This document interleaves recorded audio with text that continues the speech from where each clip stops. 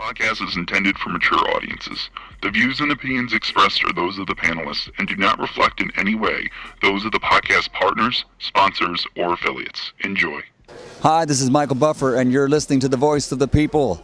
Let's get ready for Boxing Voice. Every day I'm hustling. Every day I'm hustling. Every day I'm hustling. Every day I'm hustling. Every day I'm hustling. Every day I'm hustling.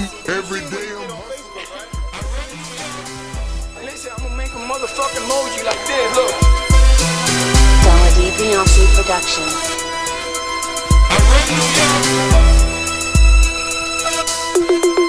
BoxingVoice.com. All the guys want. I want what Mayweather got. I want what Mayweather got. You done bust your ass like Mayweather. I was born to fight. My life has always been a fight. I sacrificed a lot to get to where I got to. You don't think you're being overly critical to a guy that took a body shot and didn't go down? There's no pressure. That's just my style. My style is to dominate. I want to get the guy. I want to stop the guy. You know, my motto is man down. BoxingVoice.com. Why you mad? I'm not saying the man can't take body shots. Wait for motherfucking March. We're gonna take this shit to the limit. BoxingVoice.com. Good morning, TBV. Welcome back, ladies and gentlemen, to another edition of the Boxing Voice Radio. Good morning, good morning, good morning. Get up, and light it up, light it up, light it up, man. I hope y'all feeling in a good mood the way that I am. Yeah, man, we here to talk some boxing. Danny Garcia, Errol Spence, Angel Garcia saying that if Danny touches Earl flush, he ain't getting back up, man. So we back, man. It's fight week, man. Big welterweight pay-per-view, Fox pay-per-view. Let's talk about it. Francis, Toronto's own, Mongia, Corpus Christi. What up? What up? Jersey. Mr. Late Face himself. He's here. He made it. How am I late if the car just pulled up? He made it. Got him. Yeah. Shout out to the man upstairs. Thank you for another one, man. Thank you for another one, allowing us to be here with all the brothers and all the family talking boxing. First and foremost, man, amazing fight week. Huge pay-per-view card. I don't know what Angel is talking about, but he does have a point. What you mean? That's my take. He does have a point. All right. So Doomy. Yeah, because Danny's known as the hardest puncher. But yeah, go ahead. Sorry, Doomy. Go ahead. Nice.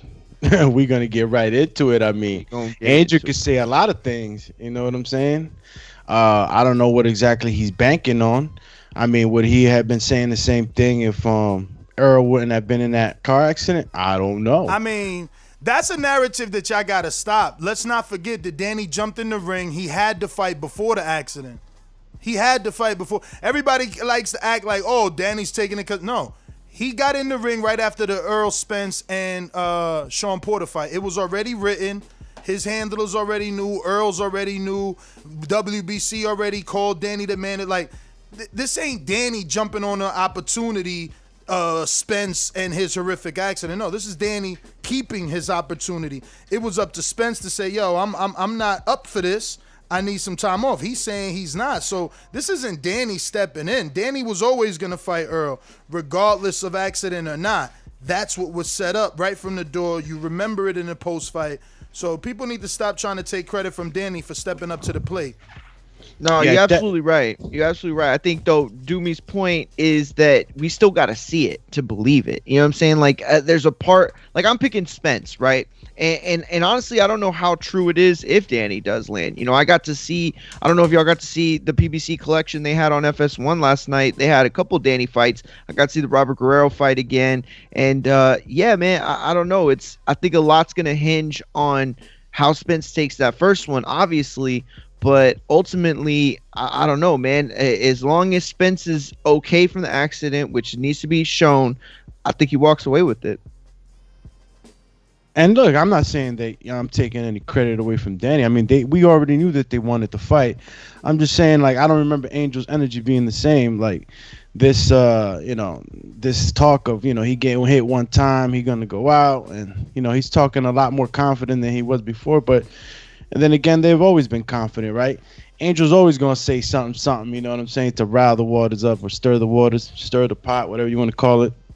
But Spence is a newly veneered guy, right? He got some new teeth or posts put in.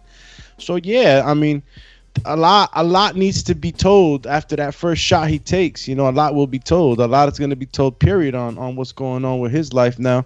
Is the confidence all talk, or is it really there and he's really back to 100%? So Alex, let me ask you a question. Is he not getting? Do you guys not think that he is taking big shots in sparring? I mean, sparring is different than fight, but taking big shots in sparring to give them some type of confidence going into a big fight? I would assume that he would have to go, 100% in sparring and stuff, but I just don't know how, sparring partners might have felt. I mean, like, that's your man's and you're in there, he's been in a bad accident. Am I going to go hard on him? Am I going to go strictly for that mouth to hit him? No, so I could test it without gear. No, without I'm glad you said it because I watch a lot of like behind the scenes stuff, and I seen Derek had an interview with somebody. They asked him that same very question. How was his sparring partners and him fighting? Derek said, listen, all Errol sparring partners know if you don't bring it, he gonna get you out of there. Period. You can't come in there half-stepping, half-assing, or Errol coming to put the pain on you. And he said it the same thing too. If I get in there with my sparring partner, they can't handle it, I'm getting them out of there. So he expects the same in return. That same type of firefight, because that's what he bringing. That's why I felt like he prepared, like going through the sparring and stuff. That he's. I mean, you can't really get prepared too much from sparring for a fight, but as much preparation as needed, right? Yeah, sparring is just the most important thing you could do, preparing for a fight.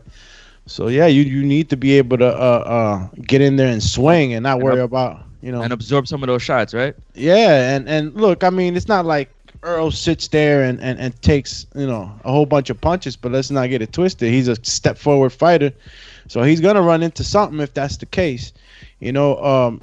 Danny Garcia is not the one to really like always just step back. Like he will sit on his punches and trade with you in the center of the ring.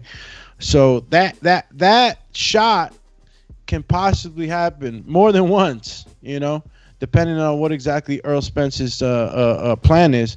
I know Derek James understands this. I know he knows that his man was in a bad car accident. I know that they smart over there. He might have a game plan for him. What he said to back up what you're saying is he pretty much said that's the first thing. When Errol took the first big shot, he was looking to see how he reacted to it. He's like, oh, okay. Oh, he good. He took that first big shot. He was like, my eyes was like open, like, did he take it well? How was he stepping? Like, how was he? You're looking for certain things when somebody like a ref. You're looking for certain things when a fighter gets hurt, right? Yeah. Did he Bambi leg? Did his eyes roll to the side? All that shit, yeah. And I know it's his train, his fighter. He's not gonna say whether or not if he gets hurt. But I'm pretty sure he'd be pretty honest as he possibly can without giving away, the whole pay-per-view. Oh no, you think he'd be honest about that? As honest as he can without giving away the. Oh no, Chad, that's a tough sell. That's a tough sell because it's like, what does he have to gain by being honest? Like, if it's the truth, then being honest only really gives Danny, a little more. I'm not gonna say a game plan, but it just kind of pumps his side a little more. Like he's able to understand that go into the fight. Maybe it builds more confidence. Like it's just like a lot of things that could backfire by being even slightly honest. Like I feel like Derek, he is an honest cat. I've interviewed him many times. But at this point, because we've had so many people and so many people come on this show tell us that, oh, well, I heard this about Earl. Oh, well, the rumor mill's saying this. Oh, well, man, I heard this from so-and-so that trains with, and, all that stuff that's gone on. It's painted this picture that, Earl needs to go in there and help demise. I think he does that. I think this is the right opponent to do that against. As good as Danny is, I feel this is a good, solid fight. It's a tough fight, yes, but at the same time, it's a fight that I think Earl can win, and he can do that off the back of just being as great as he. I mean, when's the last time we seen Danny in the ring with the guy this size? Like, it's It's. I mean, I think it's gonna be tough. I think you guys are like dancing around the question, man. Let's just answer Angel's statement, turn it into a question. Do you believe Angel Garcia is right? If Danny lands flush, will Earl A, go down, B, go down and not get up, or C, get up? Well, or D, not go down at all. Take it and keep moving. No, and yes. No, and yes. 2 no's and 1 yes to answer your 3 questions you asked. I'll give you a nope. I mean, the better way would be to like answer them saying the question so that people don't get lost. Okay, so you asked. So ask me the question again. The first now one. I gotta ask you. So you don't even know what you said. No, No, and yes. I answered the question as you asked them, bro. You never said no. You never gave stipulations that I must answer the question. You said answer the question. Bro, you asked me 3 questions in a row. You still talking? What you want to do? You still talking? How do you know what you said no, and yes to? If you don't know the questions, if Danny lands flush, okay. Since you want, choice. Hold on. Since you want to be petty, let me be petty right with you. So Danny Garcia, if he lands flush, will Earl go down? No. Danny Garcia, if Earl lands on him, will he go down and stay down? No. Danny Garcia, if he lands on Errol Spence, will he go down and get up? Yes. Now, anything else you want to ask me, sir? Go down and get up. I like that. Question? I like that. So that means he believes Angel. He believes Angel partially. He thinks if Danny lands flush, he could put Earl down. Doomatron's gonna tell you like this, bro. If Angel thinks that the first left hook lands and he's going down, he actually said the right hand. He said he's gonna set him up with the left hook, and then the straight right's gonna put him down. Like he did Brandon. Maybe. Let me get you the quote. It's actually in the description, but there's more quotes in the link I sent y'all in the pre-pro. I'll be honest with you, man. Look, Angel, if Danny catches him with whatever punch, he's not gonna knock him out with the first punch, man. Even before the accident, we already knew how durable this kid was. Earl is a durable Let me interject to give you the facts so you could really get mad. He says, if Danny throws a straight right and hits some flush, Spence isn't getting up. Spence hasn't really been hit yet. I respect every fighter, but Spence has only fought 3 guys that people know. Just look at the fighters. Danny has fought. That resume matters. Something I like to say. Resume matters, man. Who you been in there with? Who you taking punches with? That shit matters. But go ahead, Doomy. That's only some of the quotes. We got more if y'all want more. Man, he's giving me enough, but yeah, look, he's just really, really confident for Danny right now. You know what I'm saying? And that's all that is. Him talking about all this stuff. Maybe Angel's got a little chip on his shoulder too. You know what I mean? Maybe he's talking like this also because a lot of people are always trying to doubt Danny. Like Danny, I'm not saying Danny can't do it, but. And do I believe it's gonna happen? Man, nah, I don't believe it right off the bat. If it happens, I won't be, oh my God, I never expected it. No, I'm not gonna say that either because I know that Danny's a hard puncher, and I know when he sets up his shots, guys go down. But just off the opposition that he's faced, Earl, and the different types of adversities I've seen him face, like it's gonna be hard to land that one shot and knock him out. And just going back real quick to the teeth stuff, like. Hey, don't Daniel Jacobs, even Gabe was ragging on him. He got some new veneers or whatever, right? Like, he's getting punched in the mouth. Like, he seems to be doing all right. You know what I'm saying? I know he wasn't in the car accident, but, I mean, he's getting punched in those posts. Man, he seems to be doing fine. So, I'm going to say Earl's fine, too. Hey, before Mario, before you go, because, Ness likes to put words in my mouth, and I keep telling him I do a good job of that myself. What I said, I never said that Danny's going to put Earl down with the first punch. First of all, I didn't even say if he does put him down, if he does, which I don't believe he will get back up. But I don't think he will put him down with one punch, accumulation of punches. That's like us saying, yo, Earl's going to go in there and the first shot he lands. And knock Danny out. No. He's going to put Danny down. Nah. Like, I can't say that. Can he? Yeah, he could. A well-placed shot, it can. Look, it happened to my man Porter at the very end of the fight. You know what I'm saying? And guess what? He didn't see it. That's why. Yeah, a well-placed shot can do that to you. Yep. But you're not going to tell me that, just the first shot that lands is going to put you down. Like Mario, let's go. Porter, you know what I'm saying? Porter was at the end of the fight already, and I'm not gonna say that he was hurt or anything, but your body's taking a toll. He's getting shots and shots taken. At the end of the day, a shot at the end of towards the end of the fight, it happens. You can go down, but you can also go down right from the rip too. If you're cold on the first round and you get hit with a shot, you can go down too. So I just don't see it. I just don't see it like that. I don't see Errol opening himself up in that way. You know what I'm saying? I don't see him getting opened up to a shot like that. But and this is boxing, and we're just we're talking just basically schematics, because anything can happen. Any punch could land and change a fight. But it's hard to believe that Earl's getting knocked out. It really is. Or yeah, you said something like, man, like the first couple sentences that sparked my answer. I'm gonna say I don't think it happens on fight night. Could it happen? Absolutely. Like at this level, if you catch somebody not expecting the shot at this level, they're going down. You know what I'm saying? So Danny absolutely can do it. Will he do it? I don't think so. I don't think that it happens. I think even Earl takes whatever Danny's best shot is early in the fight too. It's just going to depend if Danny can catch him. If Danny can catch him blindsided, of course. But I don't know. I don't see it happening. It's really hard to like assess this fight without thinking of Danny's side of it. You know what I'm saying? Like, what can Danny do? The whole buildup's been like off the back of, oh, well, if Earl's good, we're going to see if Earl's good. I'm starting to think Earl's good. And the more I start to think that Earl's good, the more that I start to believe less in Danny coming away with this one. Yeah. Nah, look, it's gonna be a 12-rounder in my opinion. Like this is just where my mind is at. Usually when I get guys like this, both tough competitors, champs. Danny being a former champ, it's a tough grit fight. These guys know what it is to go into the 12th round. They're experienced enough. They've been in there with some really good competition.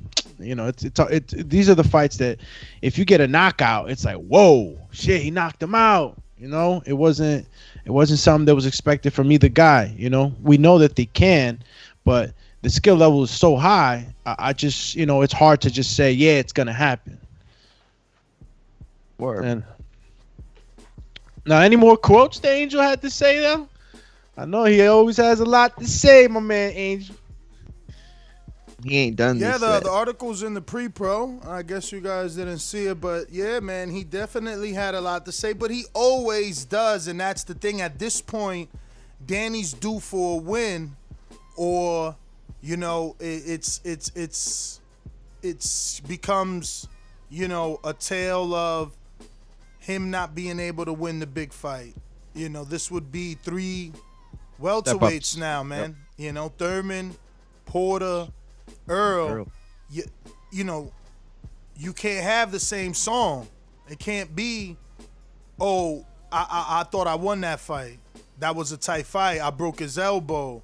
I should have won. I ain't get the decision. Like, I mean, don't get me wrong. I guess it could be because Gabe got 12, 13 losses, still getting the big fight. So yeah, I don't know, man. I don't know. But if you want to get that dark cloud off your back, that whole Cherry Garcia, the way to do it is to get this win right here, man. This will be a big win. This will be a big win. Oh, it'd be huge. But now, Ness, for real though, like on a real note, to answer the question, I mean, I didn't expect Angel to say anything different than what he said about Danny Garcia. If he touches Errol Spence, I really didn't expect anything different. Angel has kept the same temperature throughout most of his fights. He said it many times. If Danny touches anybody in boxing, he putting them down. Yeah. So I'm glad to see that he stayed on the same track. And I mean, he's trying to do everything he can to gate these fighters into fighting the fight that his son likes to fight, so he can be more successful. Are you guys in agreement or disagreement with that? Is that the part of war, the banter, to get somebody to fight your first? Yeah, definitely, man. He's of course. His job was always to get under the fighter's skin, and he's done that well. I mean, it hasn't worked in a while. Is all I'm saying. Like, his biggest moments was Matisse and Khan. You know, Thurman, they silenced him. Porter, they silenced them because they were on a bigger stage, on a different platform. So, I don't know, man. You know, they kind of let him out a little bit on this one, but this was all virtual press conferences and such. Yeah, no, I agree, man. It's tough because looking at Danny, looking at what he's been through the last couple years, you know, it's really hard to assess what, you know, what he can bring to the table. You know, you keep talking about, well, can Earl withstand this or that? Can Danny withstand what Earl brings? Is for me the question for Saturday night. But I can't wait, man. I really can't. It's good. It feels good to see two guys at the 147-pound division that are, you know, top guys fighting.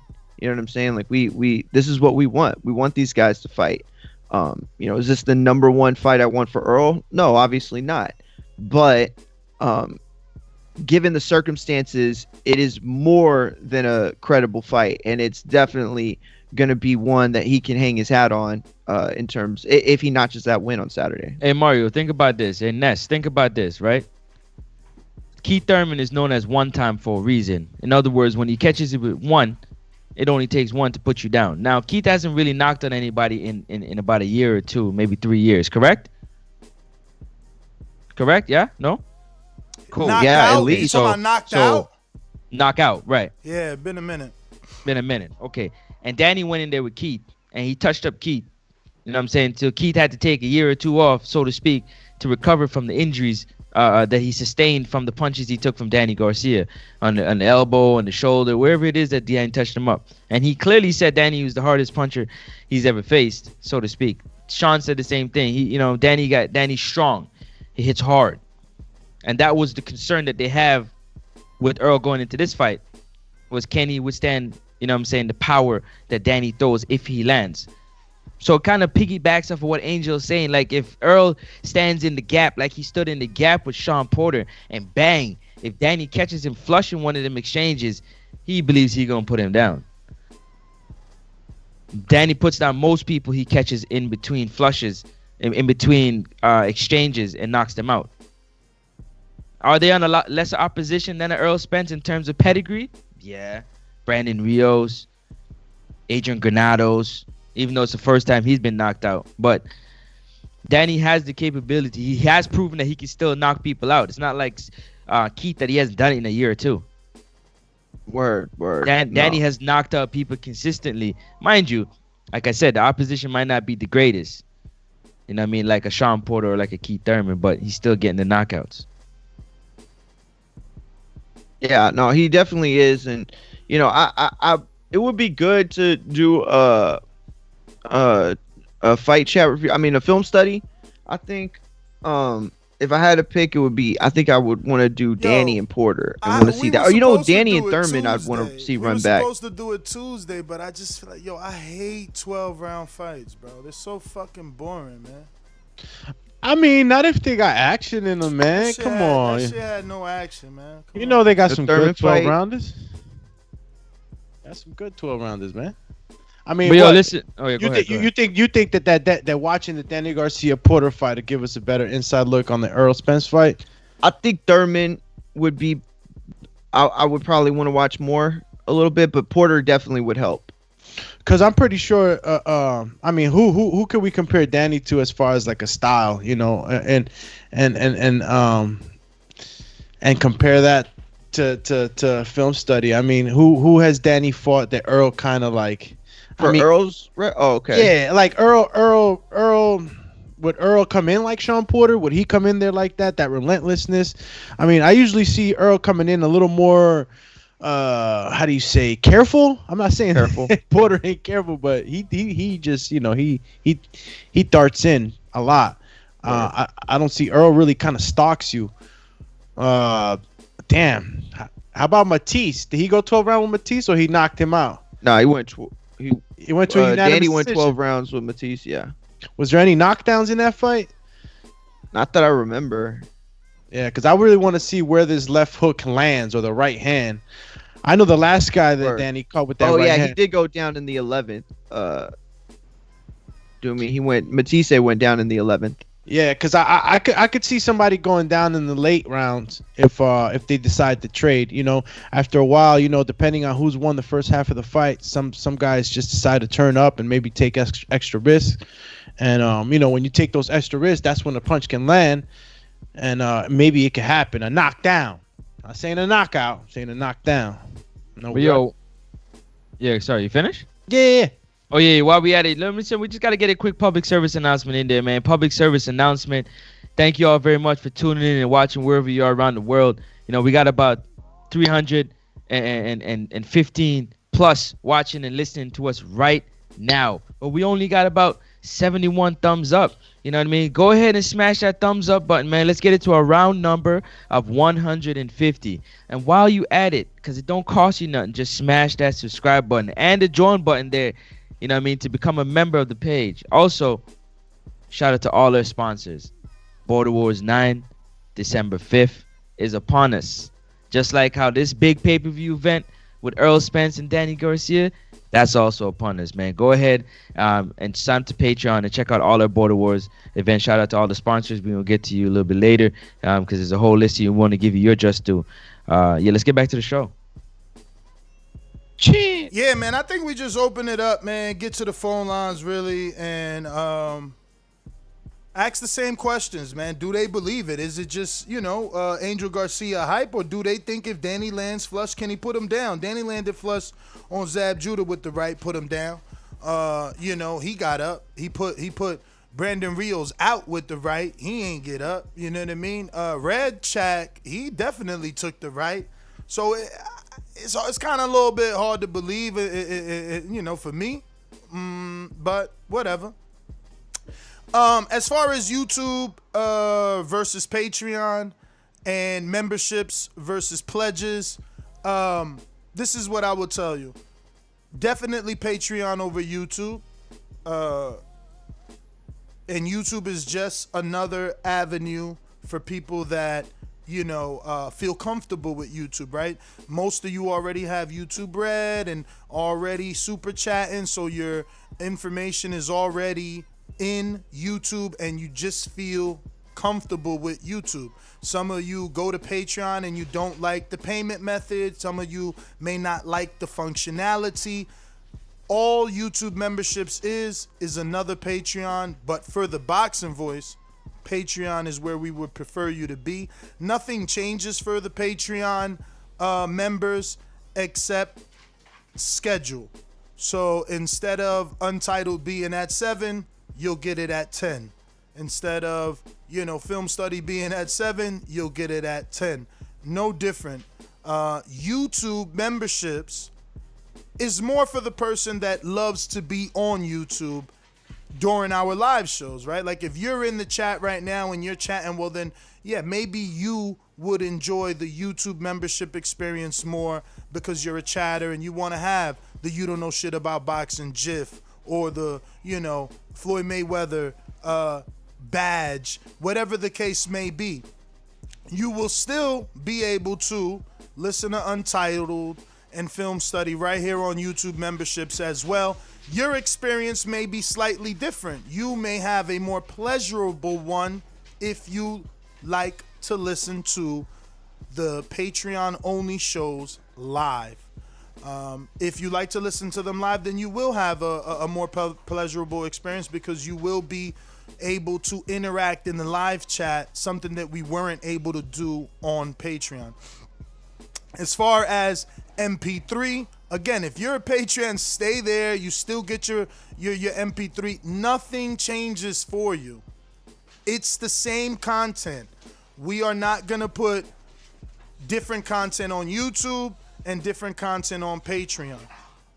Again, YouTube will deliver that content to you better, but Patreon will have the same exact content. And YouTube channel memberships are effectively the same exact thing as Patreon. It is just another way for you, the viewer, to help support this channel, to maintain everyone here doing their thing Monday through Sunday, 7 days a week. And in exchange for your support, we give you, and try to give you anyway, as many awesome perks as we can, bonus content, behind the scenes. And again, that stuff will get delivered.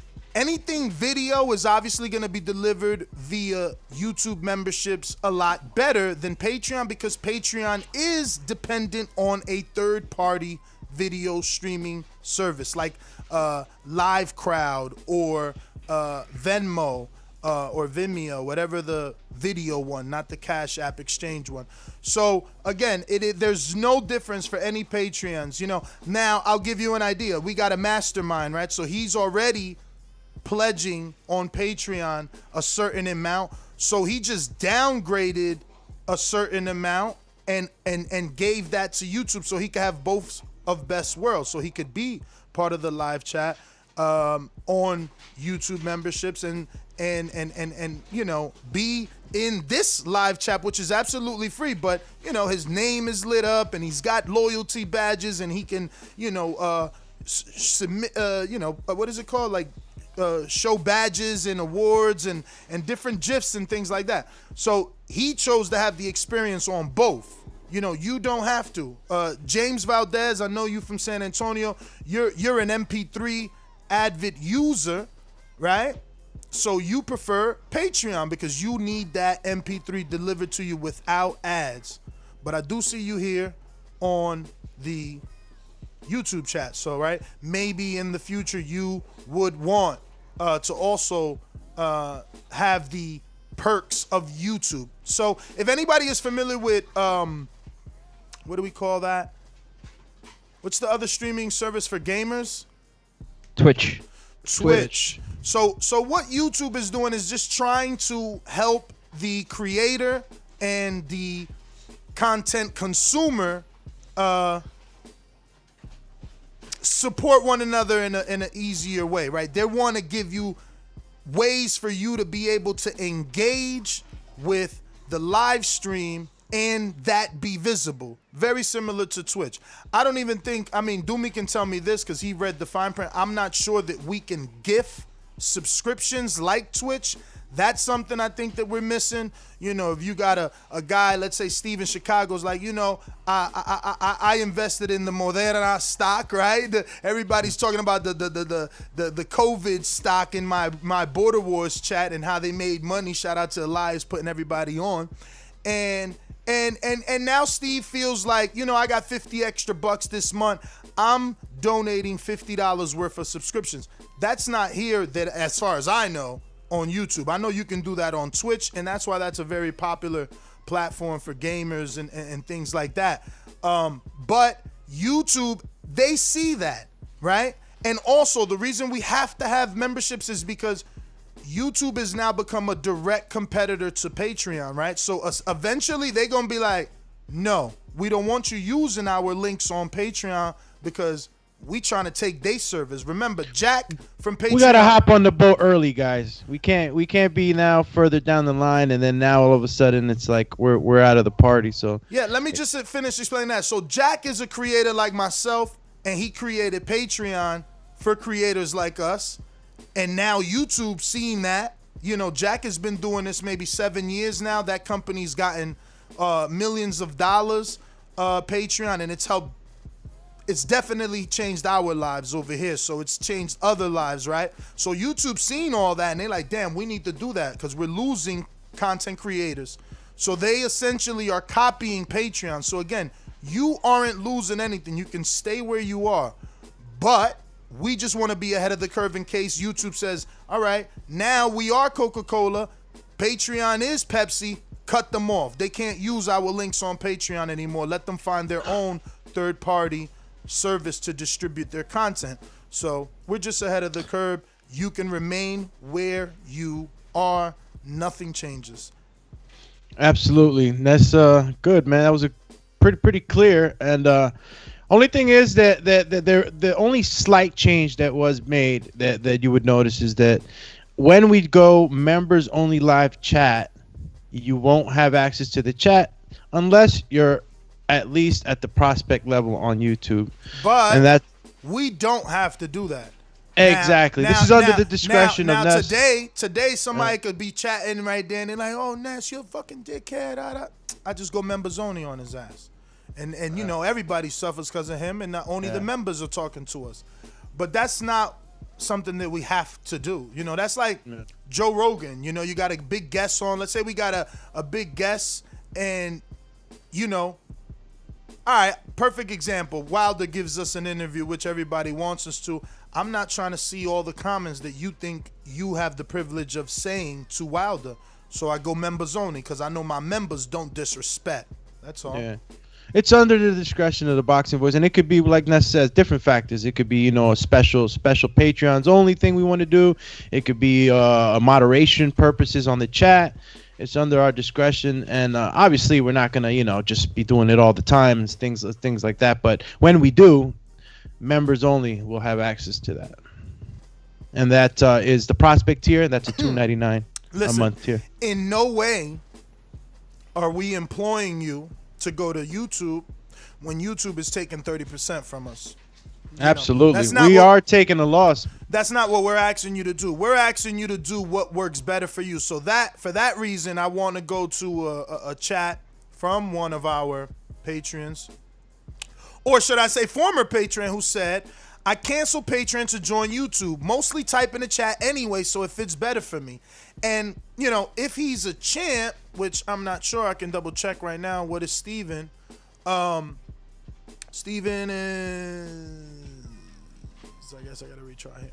But if he's a champ, he still gets Untitled, Film Study, you know, anything that we do, and he's going to actually have a better experience of consuming that live, because like you seen what he wrote, he is a YouTuber anyway in terms of being in YouTube. So he's going to enjoy the live experience. And also, remember that these platforms are a way for you, the viewer, listener, and friend, family, to support the Boxing Voice. So it isn't one over the other. It's whatever you are comfortable with, the form that you feel comfortable supporting TBV. Essentially, your membership or pledge is only giving us the financial backing that we need to have the people here that you see doing the things that they do on a daily level. That's all. Memberships or Patreon is totally up to you, which one you choose and which one fits you better. The only difference, honestly, is YouTube is new. So yes, they're gonna deliver the shows better, but they don't know how to do polls yet, or we don't know how to do polls yet.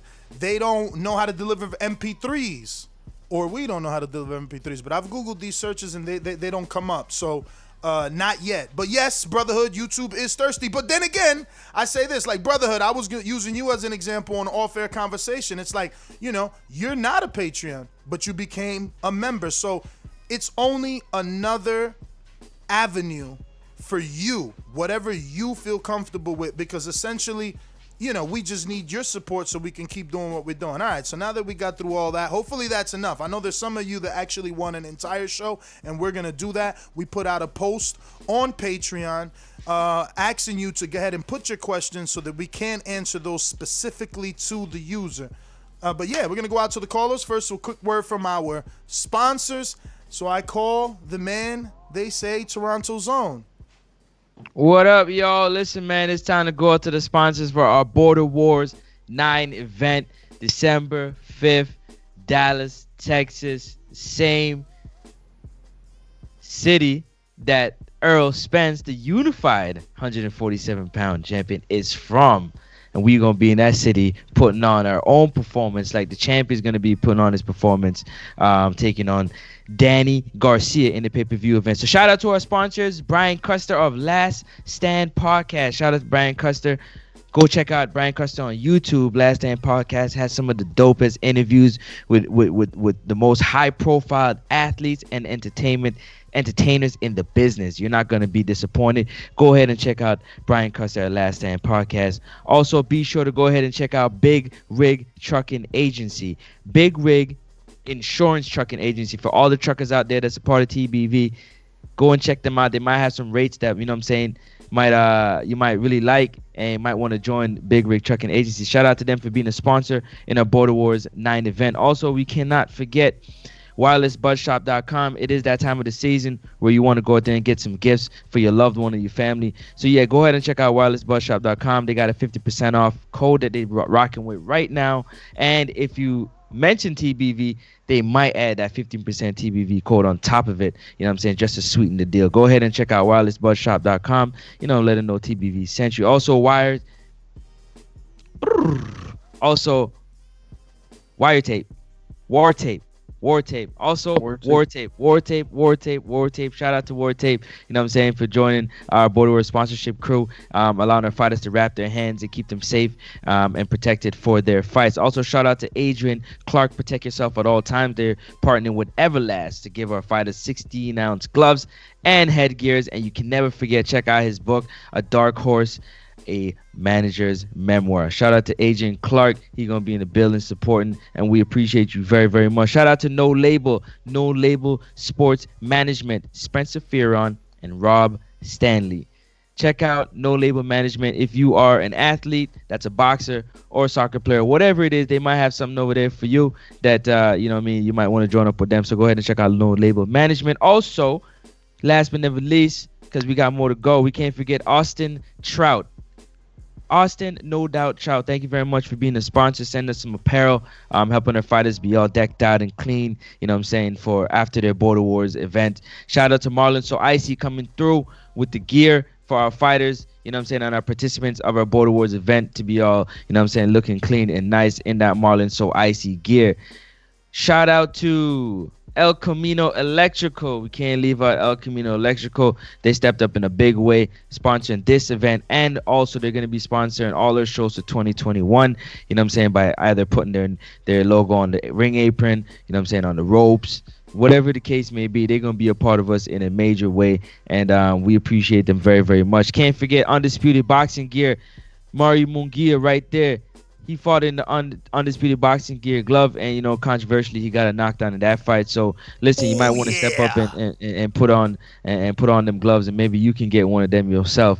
Shout out to Coach Rivera and Undisputed Boxing Gear. Wait, get one of what? Get one of what? A knockdown? So you trying to sell the glove like, yo, you put these gloves on, you could get a Mario Keem knockdown. Hey, listen, man. They like the shoes on NBA Jam. Yo, it's like the Cinderella glass slipper and shit. Damn, Keem, they using Keem as a marketing ploy, man. Listen, man, you know how it swags. So here we go, man. Shout out to Kendall Holt. I told y'all, man. he gonna beg for the rematch. He gonna be like, shit, I'm tired of hearing this shit. You might have your opponent slipping out the rings. Yo, you might have him slipping. You did. You like that one. I know you like that one. He gonna try to concuss Mario in the rematch. He's like, that's it. Also, yo, we can't forget Kendall Holt. Shout out to Kendall Holt at kendallholt.com. Also, you can check them out on IG at holt.boxing.glove on IG. I appreciate them very much for coming through with a sleek, custom-made gloves for, you know what I'm saying, one of our lucky winners get an opportunity to choose from the lot. Also, we shout out to Xavier Miller. You know, he's the coach of Dillian White, heavyweight contender. Hooked us up with Bravos.com. They gave us that sleek gold and white Alpha Line edition headgear and 16-ounce gloves, looking so nice, so clean. Show it off so people can see. Headgear. Yo, strap me up. I'm ready. I'm ready, coach. Strap him up. I'm ready, coach. Let's go. Let's go. Man. Shout out to all our sponsors out there. Shout out to Justin. You know how many people hit me up like, yo, can I just buy that, yo? Can I just buy that? Can I just get that? Can I just get that Thundercat logo? I want that. Thunder. Yeah, I'm showing my age. I'm showing my age. Yo, it look fly though. It look fly. Y'all know cards, you know it's on the Hellcat, right? Yo, imagine you win these and you come out to your next fight in these, bro. Like headgear and gloves, bro. Look at these, man. Shout out to Justin Briggs. Justin Biggs or Briggs? Biggs, right? Ooh-wee. Alpha Line champions. Alpha. Yeah, that's hard. Inside red in case there's some blood. Dare to do more. Dare to do more. Chappy. I like that. Huh? It need a little green on it, but it would look dope. Hold up. Let's see if we could do the Tyson Fury with these. Oh, here we go. Yo, Damn. I'm telling you. Strap me up. With it. Yo, those are good. The power locks. Yeah, I know the I power love that locks, strap. yeah. You know, because when you're in the gym by yourself, Don't and call you got, these power you got locks. the laces, These ain't Everlast. you don't got alright? nobody to lace These you ain't up. Everlast. Don't be calling Or them you power gotta ask. locks. Yo, you see what they Yeah. say? Bravos. Bravos. Bravos.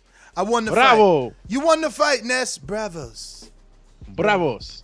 Bravo. Yo, here go the man. Fury. Shout Here go the Fury. Y'all ready? Go ahead. Did it. Looks impossible. Huh. That's the jab with the open hand right there. Look. Open hand. Open hand.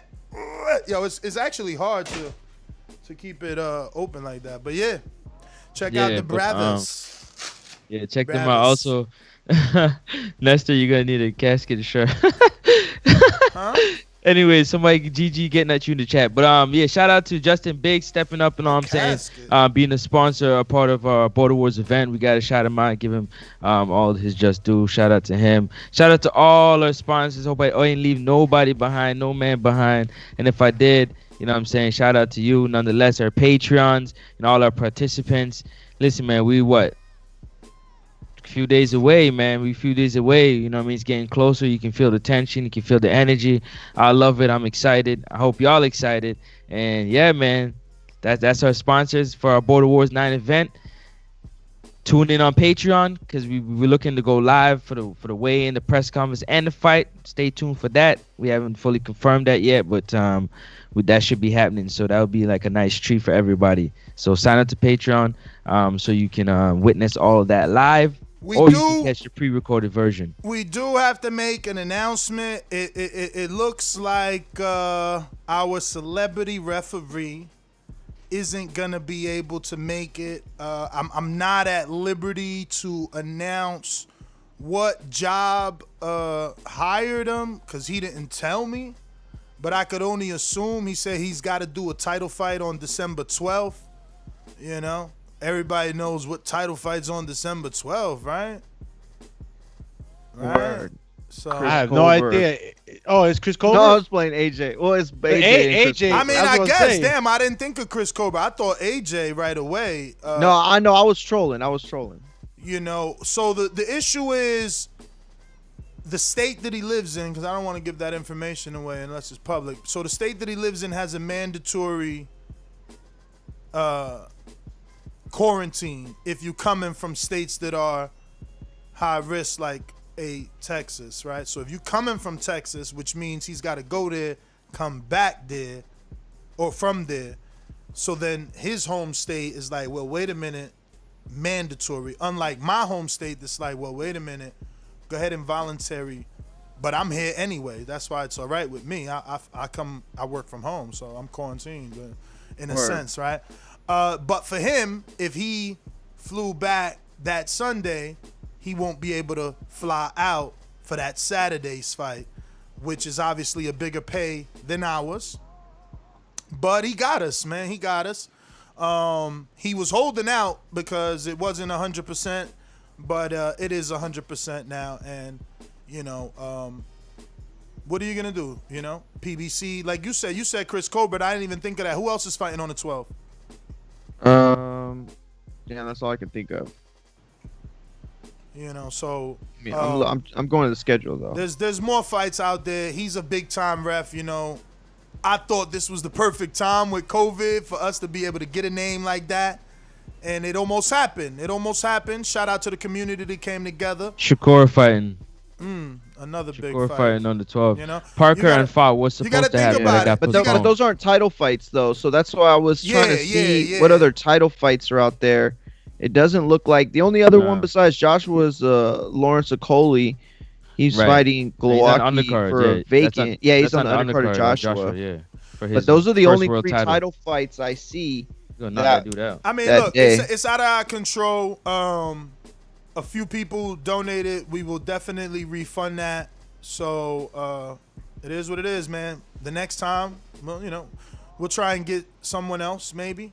Have a backup, maybe Steve Smoga. We got, you know, it's so crazy because I never really took, I got Willis information because I like him, you know what I mean? But like Smoga, I never really you know, so I didn't get his info or Bayless or anything like that, but I see them all the time. So now it's a matter of being able to get that info and, you know, seeing if they could come out and do one of the shows for us, man. We really wanted to make that happen. You know, we thought that was, especially, man, with Adrian Clark being there, and he's the executive for Fight TV, you know, it would have looked fantastic having Willis in there with the buggy eyes. But anyway, going back to the, I know, that's why I hate getting guests on this show, because, you know, they cancel and you look silly. But anyway, going back to YouTube versus Patreon, we had a few questions, so I want to go ahead and answer those. You know, it looks like we got Sonic Music that says Twitch is not just for gamers. They have a chat feature there too. So Sonic, I did do a simulcast, which is, you know, I went live here on YouTube and I went live on stream simultaneously. I mean on Twitch simultaneously. And yeah, man, zero people over there. Maybe you have to build it. Maybe we got to send people from here over there, which again, I don't know if they have a boxing audience on Twitch. Gaming audience and all that other stuff, absolutely, but I'm not saying you right or wrong. I'm willing to try it again. I actually just paid for some new stuff that would allow me to do simulcasts, so I'm ready. The Brotherhood said YouTube is thirsty. Yeah, 30%. 30% is a lot, man. It's a lot. Yeah. It's a lot. But you got to look at it like this, man. You ever heard that phrase that says, you know, 30% or 70% of something is better than 0% of nothing, right? So they're taking their 30, but we are on the biggest platform in the world, right? Like it's arguably the number one. That's the hope that the numbers are supersede the cut that they're taking. So no, we have a bigger platform. We'll have access to a bigger audience. Hopefully, you know, our exposure to the bigger audience, you know, now with the memberships available, people will be more, you know, likely to help us out and help support the channel, man, you know. It's always been the thing, and you know, it's a scary thing at the same time, obviously, because we've had our little hiccups here on the YouTube platform where, you know, they shut us down, and that was one of the main reasons why we moved over to Patreon. But you know, thus far it's been okay. You know, with the new little regulations that you get to pick before you upload, you know, your video, they've done a good way to kind of you know, have a discretion from audiences, you know, that are kids and stuff. YouTube delivers the content better. They allow you to have a thumbnail so that people that aren't your member can see it and be like, oh wow, I do want to you know, check this out. I do want to check this out. There's none of that for Patreon, but it is what it is. All right, and we're gonna get way more emojis. Like, I know you guys are seeing just these I think 5 emojis, but as we gain access to more members, I'm actually gonna go in there now to see if we're eligible already for more emojis. And you know, that's mentioned that works. He's going. The more members we get, the more features you, the community members, unlock for us to give you. So they do it according to the amount of members that come in. So YouTube could essentially get better, but again, you do not have to change because it's going to be the same content on both, except that Patreon is the only one that will have the Pick'em League until YouTube figures out how to do polls, you know, and then, you know, it would be bigger. And essentially for you, the Patreon Pick'em League players, you probably want the Pick'em League to be on YouTube memberships to open it up to more people so that the pros can have a better celebration party, if you know That's what I people mean. are asking too, is if it's easier to collect the results that way, but it's still going to go through Patreon anyway, right? It's still going through Patreon because right now they haven't showed a way to do polls on YouTube. So I just want to keep this going is a transition, guys. You know, we appreciate but it's not a transition. You do not have to go anywhere. This is just another option for you to support. That's it. It's the same content. It's the same content. We'll change that. It's not a transition. It's a new beginning. and the differences are, again, YouTube obviously offers you more interaction features where Patreon does not have that, but Patreon has the MP3 and the Pick'em League. So we got DBX who says, so is Untitled part of the $5 memberships on YouTube? It is not, but it's also not going to be $5 on Patreon. It's one of our longest shows. You know, we do 4 and 5 hours, and we usually have all the whole song at once. So it's definitely one of our most expensive shows for me as the employer. So yeah, I'm moving it to 15 because it's just too much personal information as well, like for the very low. But it hasn't been done yet, right? Yeah, it hasn't been done yet. That's been the talk, right? Because of the hours that particular. I mean, that show goes longer than the fucking Thursday show. Like it's usually 4 hours and 40, 4 hours and 30, 5 hours. It's you know, sometimes it's a 3-hour show, which isn't normal. So who else? Sonic Music says, just go to Twitch. You can run ads, and it's way more convenient for the consumer and you guys. Again, I've heard that. I mean, listen, I have an actual friend that just started Twitch last year, and what he makes per month is unbelievable. So I've heard what I've been hearing what you're saying. We just haven't tried Twitch further than what I said as far as that one stream and seen that there was really no boxing audience on there. But even Coach Mitty is helping his son with a Twitch account, and you know, he says you got to build it. You got to build it. So I follow plenty of people on YouTube that do live streams on Twitch, and maybe that's what we need to do, transfer, maybe just do one live stream a week on Twitch to build it, and maybe from here to next year that Twitch live stream would be beneficial, right? So we got Juan in the BX that says, yo, Patreon should be able to chat in the members only chat. Makes no sense to me. I mean, it doesn't make sense to us either, except that we don't own either platform. So because you're a Patreon, I can't just make you a member. And in theory, we wanted that, right? But that becomes more work because you specifically sign on, sign off, sign on, sign off. So now I got to be monitoring whether you're a Patreon or not because I gave you free YouTube status. So that's not worth it to me. You know, there's plenty of people that sign on, sign off, or that, you know, change their cards or their payment method or the card decline. I don't have the time to check who's paying and who's not. Patreon and YouTube handle that perfectly. I don't need to get in the middle of that shit. So what else we got? Yeah, this YouTube is going to mess up Patreon, Sam in the UK. Yeah, I mean, they are competitors now, man. They want the money. So, you know, they're going to look for ways to be better than Patreon, to, you know, take people off of Patreon. We just don't want to be behind the curve. And there's polls on YouTube. We just haven't figured it out. Just give us a little bit of time to get a better grip on how to handle the YouTube platform for memberships, and you'll start to see that, you know, those polls start to come up on the community. No, if there's polls, then they're happy because what they love and they want is that pick'em league. You know what I mean? And I think that it would be better for them to put and we can do it on both, Steve.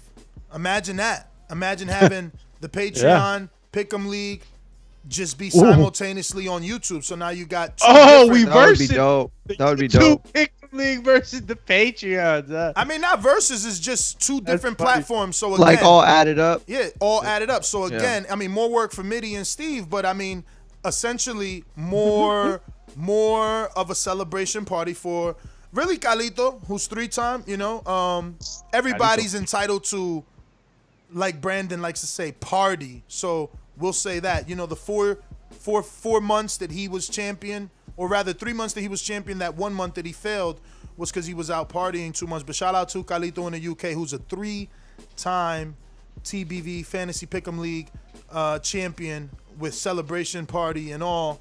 Wink, wink. If you don't know what that means, hit up Carlito on YouTube. Yo, Doomy. Yeah. Check your message real quick. Call me, check the message. But yeah, continue. What is next? Well, I still want to answer these. So Valdez in San Antonio says, let's get this show and yesterday's on MP3. So the reason that hasn't happened and the 2 Border Wars episodes is because Patreon is undergoing maintenance. So I tried to upload that for you all morning today. They're doing maintenance, and I can't upload the MP3 to Patreon just yet. But I got you. Shout out to you and Caesar, who always help me stay on that. Let me see if there's any more. Yes, let me see. So Mr. Adore says, that's what I'm trying to understand. I pay $15 on Patreon, so will I be able to chat when TBV goes members only? No, but again, we don't have to go members only. It was kind of my thing. I was really excited to do members only chats because then we freeze out the trolls, the people whose, username are like Canelo, Clenbuterol, like, we don't need you. We don't need you. And if you go twerk Wilder, I've seen so many. And if you want us to see your ridiculousness, your non-boxing talk, then yeah, sign up at least for $2.99. But I see that it's also that theory is also going to affect my own very happy community. So I guess I can't do that. But I did want to flip the switch on motherfuckers, man. You see what they say in there, man. You know they ain't trying to pay $2.99 to say that garbage. But anyway, who else do we got? I want to try and answer anybody's. Alex, boomeranging up, can't chat in membership shows. So no, boomeranging up, can't chat in membership shows. But it's like I said, you know what a boomerang is. So all you have to do is downgrade that 15 on Patreon and add that here on YouTube, which again, we're losing now. Because now YouTube is taking 30% of your 15, which that's not what's happening. I want you to be happy. You want to continue to be a boomerang and give your call to, I don't know who you were giving it to, but you also like YouTube because you're here every live chat. So I would prefer you to be a YouTube member so you can have all the perks of YouTube. That's another way you can go about it. You know what I mean? That's that. Let me see what else we got. Too much change. Carlito, there is no change. Stay on Patreon. I hope that doesn't get lost. Yeah, there's no change. You don't have to go. This is another form. You ever been to a store and they only accept cash? Doesn't that get you upset? It does for me. I don't walk around with cash no more. Even my barber had to start accepting Cash App because it was like, yo, I'll pay you next time then, dog. I don't remember who the fuck got time to stop at the Mac? Think about how miserable your life is if you stopping at the Mac in a fucking line and a bunch of other people. Man, get your digital life on, man. Pay them bills online. Your phone, you just, what is it called? NCP or NTF? You just tap your phone next to the register. Like, what? You guys kidding me? Cash my ass. So that being said, this is just another form of payment. It's another form of payment. What are you comfortable with? There's millions of YouTube consumers that are happy with the way that YouTube has set up their, form of payment and the way that they super chat. So they're more comfortable leaving their financial information on YouTube versus going to Patreon. That's another company. That's all. Nothing has changed, champion. Anyway, let me see. I'm only interested in Untitled on Patreon. Gone off Border Wars now as it took over show after show. Yeah, I mean, look, Border Wars is big, man. Border Wars is big. It's gonna be the baby of all babies when it grows up. You know what I mean? It's gonna be our Canelo Alvarez. Watch, man. Remember I said this, man. Anything else you guys see that we need to address in the YouTube chat in terms of memberships and Patreon? Any questions y'all see them type in or had typed? I've been on the super chat so that it wouldn't go away. So I'm not. Carlito asks, is Border Wars Patreon only? Absolutely, Border Wars is Patreon only. Now this season, because we've been sponsored by so many sponsors, we are more than ever trying to go live from the gym. We're just waiting back for the owner to let us know. Can he facilitate? Let me check that answer actually right now. What answer? No, I spoke to her last night. Our host. No, you're talking You're talking something totally. I'm talking from the gym, but that's cool too. Find that out, because I told you not to book unless we had access to the modem. That's. But anyway, moving on. Anyone else got anything? The Bravos gear look good. Shout out to Ignorant Boxing. Who else we got? Anybody else said anything? Doomy, do you take more revenue from $5 YouTube memberships or Patreon? Patreon is better for us. They take less. We're just giving you YouTube as another form for you. That's all.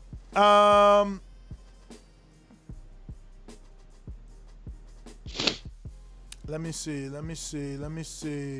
What else? Anything here? Anybody helping me look at these chats, huh? Yeah, I've been looking at them the whole time. You've been running them down. All right. The last one right now, Stevenson Tiltson. He said, "How will we vote for film study on YouTube? Will it be a community post?" Yes. Members do have access to community-only posts, and that's what we did for yesterday's Untitled. Shout out to, I think it was BZ. He might have even deleted his Patreon to become a YouTube member, and he left his question on the YouTube memberships. So again, I put the posts on both. It was on Patreon and it was on YouTube. So again, making your life simple, not changing anything. Calito, all wrong. Change nothing.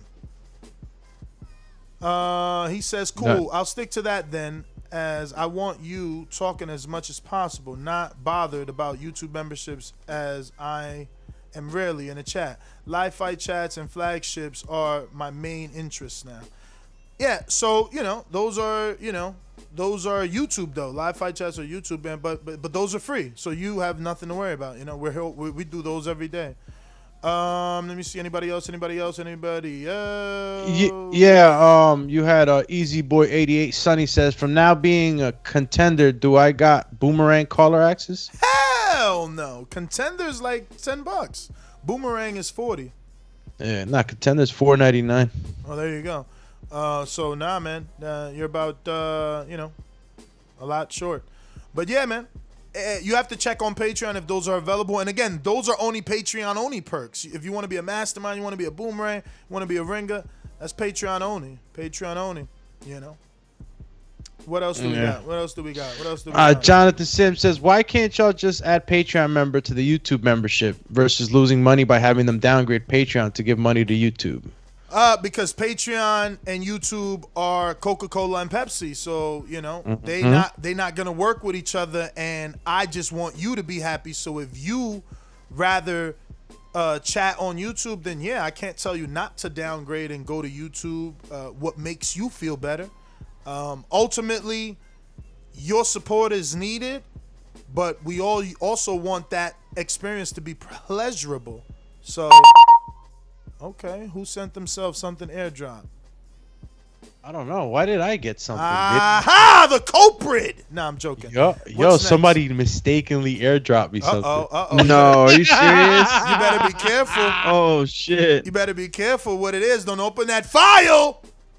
Somebody gonna send you Woody Wood Pecker.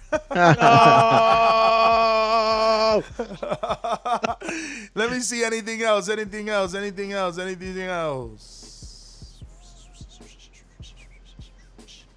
What the hell? What? Deeper than rap. That's what I just got. Someone sent you a rap? Damn. Yeah. Now you about to listen to it. Like somebody else's? How could I not? It erased. Uh-oh. Damn. He's in the matrix of your phone. Now he got access to your IP. It's over. That shit was really a hack. It's over. Yo, it disappeared. Dogs. Yo, kill your phone right now. My man is going through your virtual wallet right now, ripping your Cash App. Yo, turn that shit off. It's my computer. Nah, I'm fucking with you, dog. Oh. No. That's messed up. Bro, it said deeper than rap, and then it just disappeared from my files. He's deeply wrapped in your pockets now, your virtual pockets. Oh, that's messed up. Oh, chill. Yo, maybe he meant like... Oh, that was weird, dog. It said C loaner. And Alex, that's why if you had cash, you couldn't get none. Cash is king. Cash is about to be gone. That's the one to line up with the listen to Mac, me, so he listen got all to me, that shit listen on to the me, listen to virtual. me, Nah, I'm just listen to fucking me, around. listen to me. That phrase is true. That phrase is true. That cash is king. But we would need to speak to some wealthy people to find out if that phrase only specifically means what you just thought it meant, like physical cash, or is it what rich people consider cash is king, which I believe anyway. I could be wrong, right? So a guy like Midi and Like Jose, liquidation. Midi and Jose can tell us. No, Liquid. Their cash, right, Liquid cash. is digitally already taxed, right? So anything you've already made and it's yours, like I don't know how do you lose it if it's in the bank and it's yours and you can't be taxed on the money twice. So whatever money you save, how is that not just as king as his alleged cash, right? So let me give you an example. Please do. So like the guy that I like to look at, he uses this example all the time. Floyd will say, "Yo, I got $100 million, but I got 50 in liquid cash, meaning that I got 50 physical bills of but I have $100 million. Yeah, because it might be all over the place. You know what I mean? Yeah, but again, how is it different having 50 cash and 50 in the bank that's already been taxed? I don't know, bro. Because I mean, I know you can't travel with more than 10,000. You just have it on hand to you can't travel. You can't travel with more than 10,000. So you can have 9,999. But you gotta declare it. You can, but you gotta declare it. Yeah, and if you don't declare and get pulled over, you're fucked. All right then. So but are if you declare gonna but your risk money it? good, you No, can the declare smart it. thing to do is 9,900 on you, 9,900 on Doomy, 9,900 on Mario. But again, look at all the bullshit you had to do when you could just, Bitcoin or wire transfer and pay a small fee. But I understand you, but what happens that for more people who are old school, try jumping on a plane with a $250,000. Yeah, but for people, you gotta pay for so many tickets just to get that money to another country. Like, man, that shit sounds weird. Not even if just try to get $250,000 on a plane. Just try to get it on there. you got $250,000. You're not flying commercial. You're flying private. Like, what are you talking? Sure, why not? You know what I'm saying? You're not. I don't know what you're talking about. I don't know. This is Untitled. This is Untitled. Doomy wasn't on Untitled yesterday. Move on. Yo, bringing it back to the chat. Sam said Doomy was hacked through TikTok. That's what happened. Deep. They told him deeper than rap. TikTok no more. TikTok no more. Let me get to this super chat from Real Since Day One, who says, I think this YouTube membership is dope because me personally, I don't sign up for Patreon because I'm too busy and I feel like I wouldn't be able to watch all the content, so I would be wasting bread. See, and that's what I'm saying. He feels that way, so now he's gonna be a YouTube member because that's what he's comfortable with. It's just like, the waiter saying, here's the check, and you deciding to use your Visa credit or your Visa debit. You get it? You get it? Word. That's it, dog. Yeah. That's it. Well, did y'all get to my man Javier Morales? We didn't even get to Sir Canis Lupus. Let me read that one and then you read the other one. That's Sir Canis Lupus said, what is the excuse for Red Cash being able to stand up due to being hit flush multiple times? Danny can hit, but they overhyping his power. Oh, he's the zombie of boxing. But did he get hit flush though? Ivan got hit hard. Like, did he get hit flush though? Like right on the spot where he? Nah, I'm fucking. I would say like, his face made a funny face. Yo, real quick, Javier Morales says, hey, I wish y'all the best of luck and success. Nothing and much love here, man. Great show. I'll get the Patreon. There you go. Shout out to you, champ. Xavier. Yeah, and listen, and Patreon, essentially, you're supporting us more because they don't have their hands in the cookie jar the way that YouTube does. You know what I mean? So it is what it is. Oh, Steve became a member. Steve now a prospect. Steve in Chicago. What else Steve just locked in that members only live chat. Look at DBX. DBX like, yo, damn, Steve a member. Yeah, man. Yeah. That's the thing. Like, Steve, if you like to be on YouTube, you're gonna have a better experience supporting TBV because we're on YouTube 7 days a week. That's it. And even the days that we're on Patreon, we're using YouTube. So it's like, you know, I'm not telling you YouTube is better because guess what? YouTube suspended us 2 times last year. Fucking November. They hurt our feelings. November and then in January, right? Or March or something like that. Yeah, in early March. They killed us in November of 18 and then March of 19 or November of 19 and March of 20. They murdered us, man. That shit was financially such a blow. You guys wouldn't even ever begin to understand how that was looking at each other in Ness's kitchen. Just sad. What? We had the fucking, bruh, I had the holy shit, what am I going to do now face, honestly. I didn't know. Ness, what's up? Speaking of chicken, do you remember what our place was called yesterday? DeMarcus told us. Man, he never texted me either, but he going to be there. Yeah, true. Cool. I heard that. Well, I don't eat chicken, but. No G in Dallas says, how much to be a member? So a member could be as little as $2.99, you know, but you decide what you want. See, because if you become a member now, you get everything that the Patreons were getting. So if you want to listen to like Untitled and Film Study, then you should probably choose the Champ. And again, your experience will be better for those shows because those will be essentially live for you. All right, let's get out to these callers. We talked enough about the memberships. And if you have anything else, we're going to do another live show only about this, answering those Patreon questions. So if you have any specific questions, you can drop it on our Patreon post that we put out yesterday. And we're going to continue to talk about this, you know, until everyone understands that you don't have to do absolutely anything. This is just another form of supporting TBV. And I think to put us in a good mood, we got to go out to AJ, hustling hard, they wanted the payday, like Mayday. I go hard, these niggas crazy, talking about they want money. Nah, that ain't it. Let me see. Actually, you know what's killing his flow? Nah, you know what's it? Stainless came with this. I think I might have sparked a fire under Stainless because I went to Justo for a Border Wars song.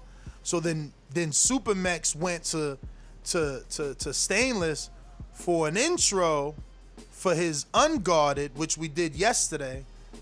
But I feel like Stainless threw the Border Wars twist in here like, ho, let me tell you what I got to say about Border Wars. So check this out.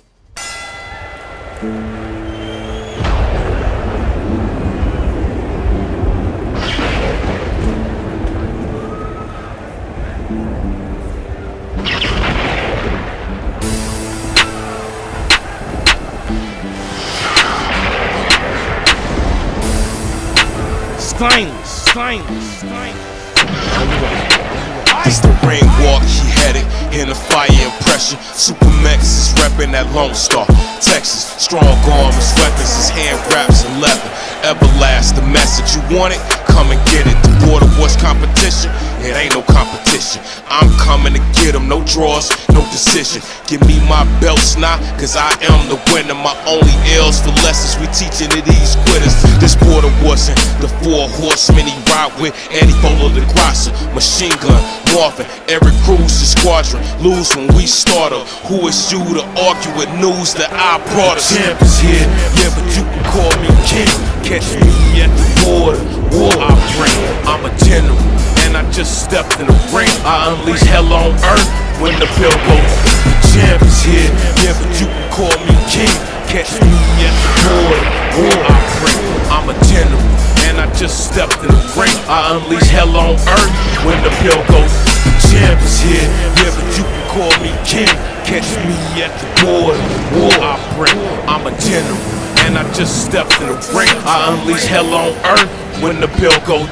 The champ is here, yeah, but you can call me king. Catch me at the border, war I bring. I'm a general, and I just stepped in the ring. I unleash hell on earth when the pill goes.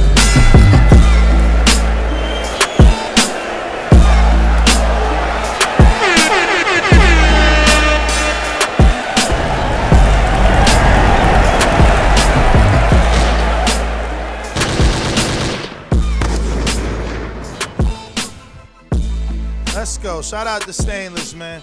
Shout out to the community holding us down, man. We got some talented people. Shout out to Dollar DiBiase. He be making beats. Shout out to Justo, Stainless, Sony, man, Greatness. All the TBV community boxing bars, man, spitters behind the scene, man. Actually, that was one of the questions on Untitled, man. We got to bring back an episode. They want that. They want that. And you know Ness is. Every day I'm hustling. Just tell me when, man. I'm ready, man. Just tell me when. Sony, you the commission. You know you got to get it back, man. Without the commission, there is no show. So let's go to the sponsors because we got to shout them out.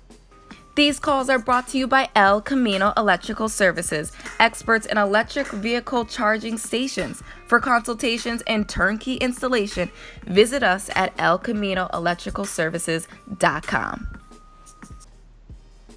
Remember to rate us 5 stars on iTunes.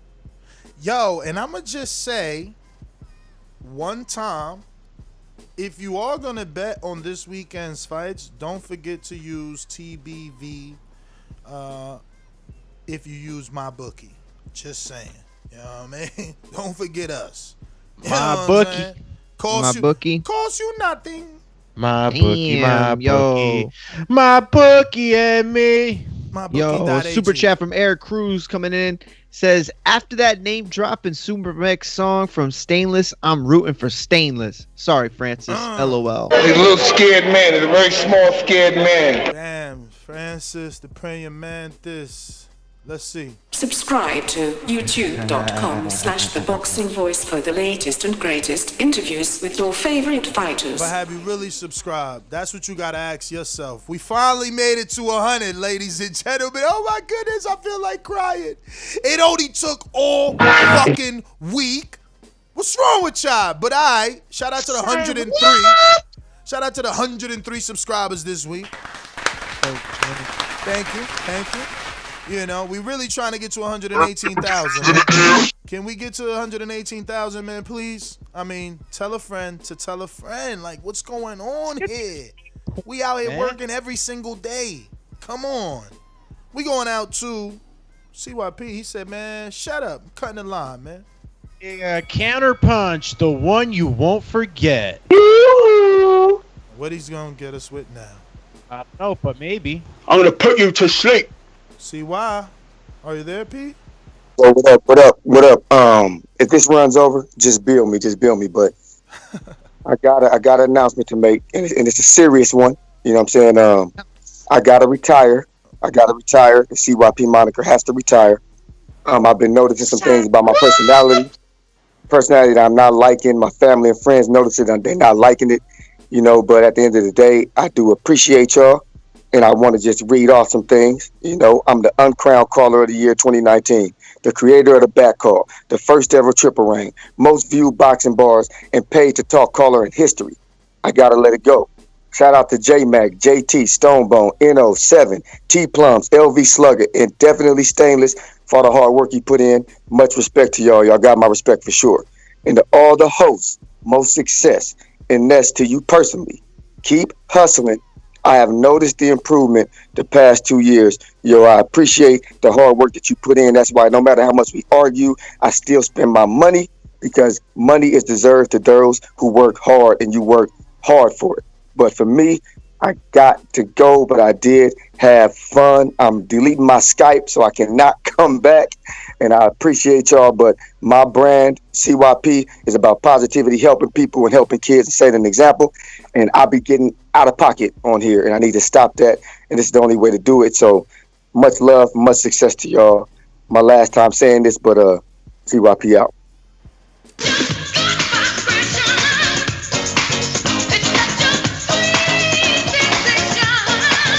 I mean, you know, I would say take the time you need if that's what you feel you need to do. But you could always use your platform, and like you said, if you know CYP doesn't stand for what it's kind of what kind of people are saying it stands for here on YouTube, you need to show them that, you know, man. Change your calls to positive calls, man. Reinforce those people. Like you said, yeah, CYP doesn't stand for all that hate, it stands for something else. You know, that's what you use your calls for. You show your boxing knowledge, and you continuously motivate the super mexes. You know, he spoke highly of you yesterday on his Unguarded, man. You know, he spoke specifically about the fact that you guys don't always get along, but that you was available to him when he needed you to get right for Border Wars. So, you know, I would say that. But everybody sometimes needs to step away, and then they come back. Lies, chico. They never lie. No, but it's like sometimes Alito people said, need to growth. reset themselves. You know what I mean? Yeah. We'll be here, man. You know that. Like you said, man, we out here hustling. And I know you can do it, man. You got to. Shut that soft ass shit up, man. Oh, yeah, we're going to go out to... I just had to complete it, but yeah, not to you, CYP. Please don't feel offended. Yeah, but why would you say it then at that moment? Because I dropped it. Why would you say it at that moment? I had to finish it. I just had to... It just flowed, man. You know, that's what I do. But not to CYP, though. Yo... Y'all can't hate on him, man. He's a memorable caller, man. Let's go out to Caller of the Year. Caller of the Year. Just like the king is what I mean. The king is what I mean.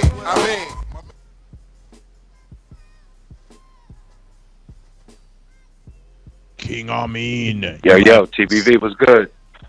What up? What's up, Chip? Y'all hear me? Yes, sir. Yeah, man. Nah. Top of the morning, man. Shout out to CYP.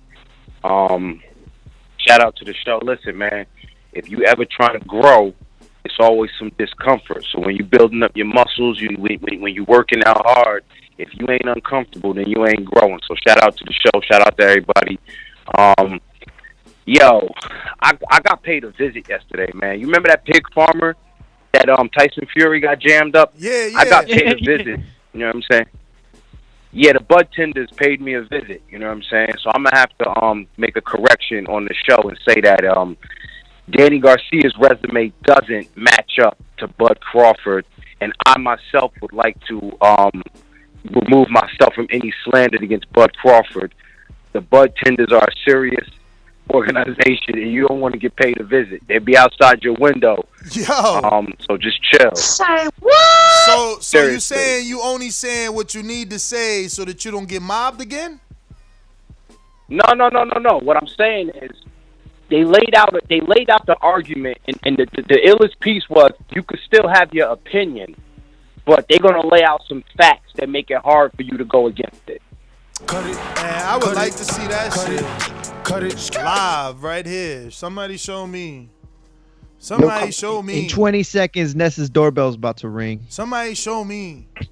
Don't you ever let me hear you talking to Angelo like that again. Yo, I love Ali's performance. You know that I went and got the soundtrack after rewatching the Ali movie again, and I be listening to that song. It's mad slow and shit. Might even be a balada. It's called Tomorrow. Tomorrow. See you tomorrow. I be having that shit on repeat. Oh, yeah. I remember that song. When he's running through Africa and shit, it's just like... Yeah, that's like a popular song, I think, for something. Dude be like... Yeah, they used to have that on that CD with the infomercials late at night. You talking the about X-Files shit. Only a Day Away? You talking about that song? Yo. Ali, man. Ali was so... Nah, it's like this. Dude, it's got more of like a... Yo, do Ali got more moments than Mike? Like when, like you see how I wasn't around for Ali, but I learned of Ali, and I'm like in love with Ali. You think there's kids that like weren't around for Mike and are in love? What the hell? In love with Mike's with like what Mike is? I would think so. I mean, he had that swag, bro. Just like you see those pictures of Ali, and it's just the greatest. That's the words that come to your mind. You see those pictures of Tyson and you're like, yo, the baddest man on the planet. You know what I'm saying? It resonates. Yo, Ali was just and then it's so funny because my version of Ali, like I know this is untitled, man. I know more Ali. I know, right? Nah, this is boxing. callers. This is boxing. Yo, I know more Ali than Ali, right? Like obviously we get to see all the documentaries with Ali, but like, that Will movie touched me. You feel me? There's no Mike movie like that. Like my man, what was my man name? Ja the Real or whatever his name is. The dude that did Spawn, he did a good Mike movie, but it don't do it like that Ali movie, man. I never saw the Will Smith Ali movie from beginning to end. Excuse me, sir. Oh, word? I would like you to just walk away. I didn't really. Damn, he taking your boxing card. Just walk away. Just walk away. You I are not allowed to talk anymore. How dare you? Hey, do me. Don't let him get you like that. He talked about he wanted to be a hoop star and he didn't watch Kobe play a day in his life. He needs to chill. Bruh. He needs to get up and walk away. Hold on. You forgetting. Tripping. Listen to me. You forgetting that when I was a teenager, Kobe didn't even exist, man. He was a Magic. When I was a teenager, it was Jordan, man. I wanna be like Mike. If I could be like Mike, I'd be surprised if Ness has seen a full quarter of any basketball game in the last 15 years, 20 years. 15? You crazy, bruh. No, not that long. Never, bruh. Never. No, never even watched like a whatever y'all call the last one. Never. It's not my game. But he wanted to be a hoop star. Yeah, do me. Yeah. Bruh, I guarantee. He be putting smart on you all the time. Listen to me. You think because I didn't continue to watch basketball, right? Or I didn't watch basketball that I can't play? That sounds silly as hell. No, it's not. That's not what I'm saying. I'm saying that you call yourself you want to be a hoop fan, but you don't even study the sport. That's what I'm talking about. You're talking about studying the sport. That's like saying a boxer don't know who don't watch boxing. Mike Tyson. It's funny because we had a lot of fighters say they don't watch boxing. That's not true. Exactly, Mario. There's a lot of fighters that don't watch fights. But listen, just hope that there isn't an indoor gym this weekend. That's all. Hope for what? I thought we was playing. I thought you said we was playing. You better hope. I thought you said we was playing. Yeah, in circle then triangle. I feel you. Do what you do. Yo, Big Drew, skyscraper. I feel you. Big Drew. I'll make sure I bring my shoe too. Bro, it's funny, dog, because like y'all dudes forget how big I am until we meet. Yeah, you 6 feet 1,000. I forgot. So how could you play better than me? You crazy? Get out of here, Spudweb. Big Drew, what up? Better than you. Spudweb. Yo, what up, TBB? Chilling. What up, champ? Yo. Hey, I'm super excited about this fight coming up Saturday, man. Welterweight unification, everyone's healthy. We don't get the China virus. What more could you ask for? You got Christmas around the corner. I'm super excited. If I were in his camp, I wouldn't be trying to change nothing. Yeah, Danny's flat-footed. He's a power counter-puncher, but that's okay. Errol Spence is coming in rusty. His timing's going to be off, and he's a southpaw, which means he's got to get on the inside in order to do that body work, which is perfect for Danny Garcia. All he's got to do is dip to his left or that left hook. 3-2-3 all day. I got Danny Garcia in a late round stoppage. I think Derek James is going to throw in that round stoppage? Late round stoppage. I got it. That rush is too much. His mental, it ain't going to be there. I got Danny in the late round. That is if Spence don't low blow him to death like he did Porter. Well, that's my pick. All right. Everybody keeps talking about those low blows. Do me. Yeah. For the last couple of days, Ness been up here just showing his ass. He gonna tell me, because he's 6 feet 1,000, he better than me in ball. He gotta first. You better travel. You're gonna keep the ball up where I can't rip you. I can't guard you. I can't do nothing on the court. You're just gonna dominate. You're just gonna bang me down and just dunk on me. Like I'm just trying to understand. Cause we talking hooping, right? Putting the ball in the hoop. Listen to me. First of all, right? I'm not talking about a one-on-one because I'm not ignorant. Obviously not. That's not even. Basketball is a team sport. Basketball is a team sport, but like I told Smoke 'em Out Jay, who's a coach for a youth league in Las Vegas, like Eric Cruz is in the chat. Find the gym, right? I'm with it. Friday. I think Chat is looking for one too. Friday, we got all the time in the world. We could do night gym. We could do morning. Just let me know before I pat, and I promise that it don't matter who's on my team. My shoe. I don't even care. All I'm promising, listen to me, don't cut me off. All I'm promising is it don't matter who's on my team. We will at least win 2 games. That's it. Guaranteed. Right, I hold you to that.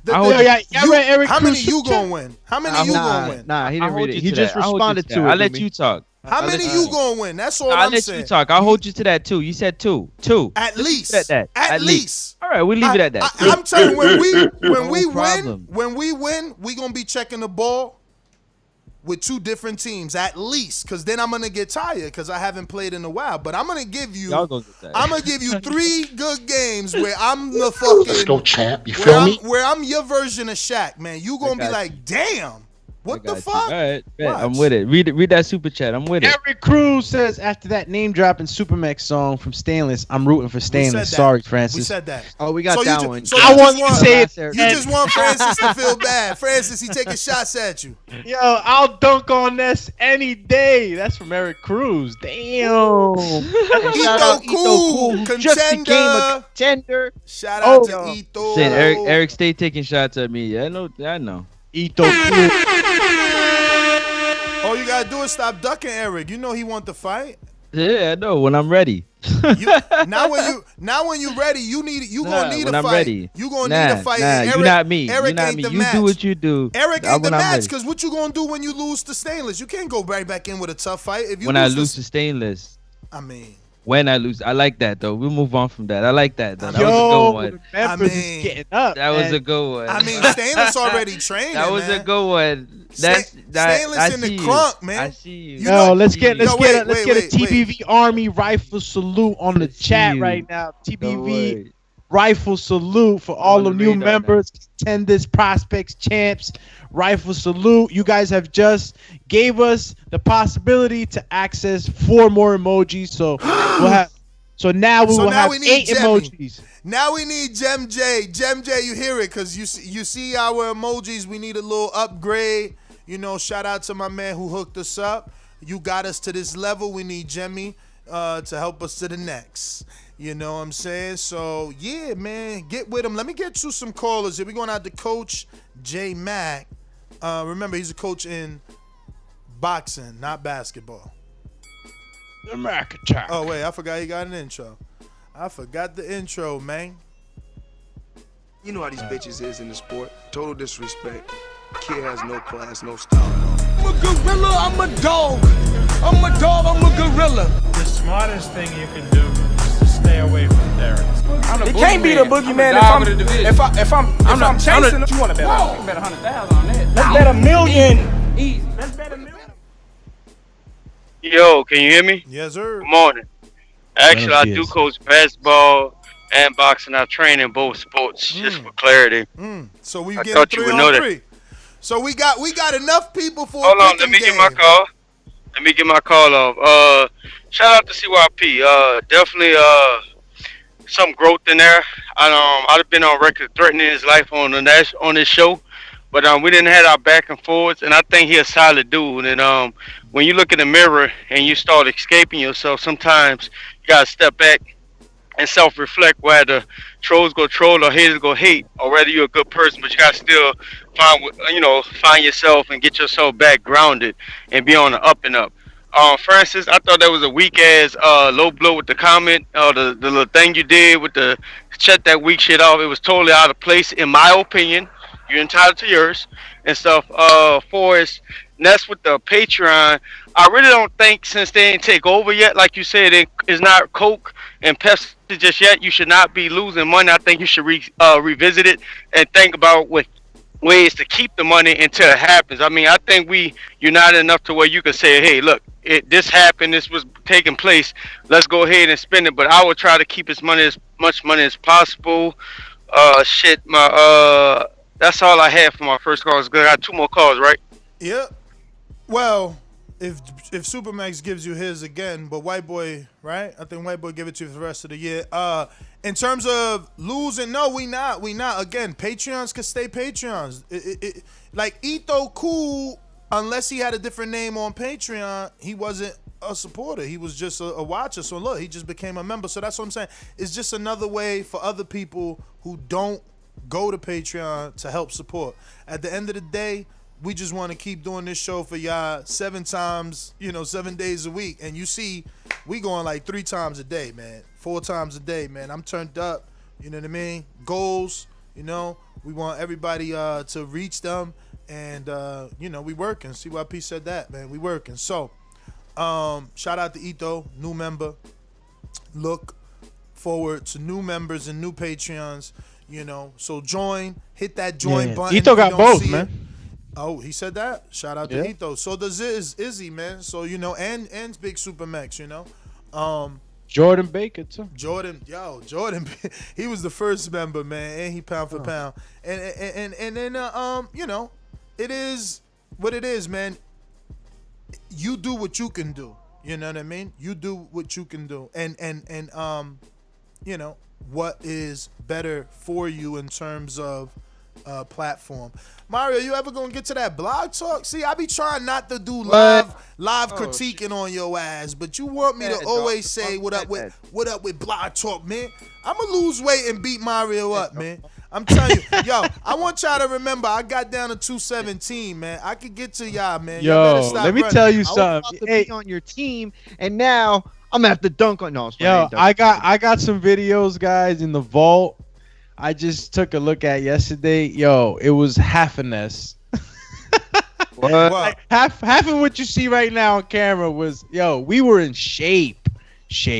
Ness was in shape. Yo, Ness, your face was thinner, dog. My face was thinner. It was a lot of running, though, champ. That's a lot of running, man. Wow, bro. We were doing it, bro. If you want to lose the weight, you got to at least do, let's say, 3 times 5, right? What's that? 15 miles a week, man. At least, man. At least 15 miles a week. And that's light, man. But the beauty of working out is so addictive. Once you get going, you want to do more. You know what I mean? So those are called the endorphins, man. The endorphins you release. You know what I mean? Like, you feel bad when you miss a day. When you get to that consistent level. You definitely do. Yo, that's David, by the way. Maldonado. Dan, we missed him yesterday. He had to go. So what's going on, champ? He gonna talk that Danny talk. Disconnected. What's going on, brothers? How y'all guys doing? All good. Pretty good. Yo, this is the year Boricuas are coming back strong. It started off with Neofimo beating Lomachenko. Now Danny Garcia is gonna shock the world when he knocks out Errol Spence in 8 rounds. No more than 8 rounds is going. Now, Ness, last time I said that, you try to throw the Ivan Redcatch thing at me. Here's the difference. When you fighting somebody that's not trying to fight, it's hard to knock him out. Errol Spence commits to his punches, and he got a glass jaw because I've seen him buckled a few times. Something tells me when he goes for that straight left hand to the body, Danny's either going to catch him with a right hook or a left hook, and he's going to put him down. I'm telling you, man. I'm telling you, Danny in 8 rounds. Put your money over there, man. Big upset. This is gonna be like when Simon Brown beat Terry Norris. Mark my words, man. All right. Spence hasn't been punched in his jibs in a minute. I'm telling you, he's going down, man. Yo, I got the address from DeMarcus. Shout out to DeMarcus. Must be listening to the show. You the champ. Shout out to White Boy, his opponent. Yo, shout out to Jonathan in Ohio with the super chat. Yo, shout out to oh my God, Dominique Paramore. Yo, is y'all following Dominique on Instagram? Bruh, she really full blown turned into fitness. She's like, she lost mad weight. She lost mad weight. Her hashtag is slim waist gang. So I know Brandon about to be all on a page like looking eye emoji and shit. Real quick, we got Jonathan Sims in Ohio who says, Ness, what J-Mac is saying is Patreon members should be given access to YouTube memberships versus downgrading Patreon to put money towards YouTube. Listen, I just answered that. I wish it's not possible. It's 2 different platforms. Yeah. They don't allow that type of transition. That's one of the things that we wanted. Yeah, we wanted to be able to have that type of transition. We were told that it was gonna be like Twitch, where you can even gift subscriptions, but that's and who knows? This might be something that they will add. You know, exactly. This is a growing. But I wish that we had the ability to to transfer you over or to give you the access. We just don't. We just don't. But if you're a Patreon, you don't need to do anything because nothing changes for you. You still get the content, man. You still get the same content. It's still going there. You still get it because Patreon has been first, man. That's the backbone. Again. Now if the interaction is what you want more, if the interaction and that's is what you you seek, then you might be a YouTube guy. There you go. Mm-hmm. Yeah, man. But as far as the content, everything's the same. Oh shit! Sam in the UK. Oh, welcome to the champ status. Oh, call him the champ. Yo, damn, we might have to get Justo to break us down a little of the chorus of the champ. So every time somebody becomes a champ, we could play the champ chorus. Like, that song is just dope, man. Yo, can we? I don't know. See, I don't know where the hook is though. Put me in the ring with the champ, knock him out, it ain't. I need that. Let's go, champ. You feel me? Out here running. Let me see. Here we go. It's about to be like right here. Cram. I'm working hard. Put that on guard. I live my life like a champ. Yeah. I'm the champ. I feel like I'm the champ. Yo, right on cue because we just got another chant. Right? It says, "Remember the young Jedi." The young Jedi. Yo, I really want to ask anybody that's signing up and becoming a member. Let your next comment be, I was not a Patreon. I was a Patreon. Just so we know if you're transitioning or you're a new supporter, which is kind of what we hope, right? That there are people that didn't support on Patreon and now more comfortable with YouTube. Anyway, let's go out to... Shout out to the young Jedi. Welcome to the prospect. Coach Midday. What up, Mitty? Where you at, man? You hit him with the Galaxy. I am the unified heavyweight champion of the world. I know you're booing me because I whipped the fighter's ass, but that's boxing. On this side of the pond, we're serious. Do you know what I mean? UK Great Britain boxing is on the map. Oh God, I feel terrible. I feel terrible that I'm living in your rent free. Oh, what up? What up? Yes, do me, Francis. Yo, I see you working. Yeah, man. So I've been listening for a little while. I caught most of the conversation around the membership. So congratulations for launching this. I know for everyone listening is a bit confusing right now, but the most important thing, in my opinion, is building it, right? And like Ness is saying, it's just probably giving different options to different people. Over time, it will definitely get better, I think, right? So figuring out what works. But from your perspective, Ness, Doomy, and Francis, I think you need to make it a little bit clearer. And I know it's going to take a while for you to get to that point. But yeah, ease of use is what people want most of the time, and clarity in what's going on. So if you get that, I'm sure you'll be able to just get drive the membership up and give all the options for everyone to consume the content however they want to consume it. I love Twitch, by the way. I'm a Twitch guy, but so let me ask you, it's not for everyone, man. If we did a live stream, let's say we did our live fight chats only on Twitch, how would it be better?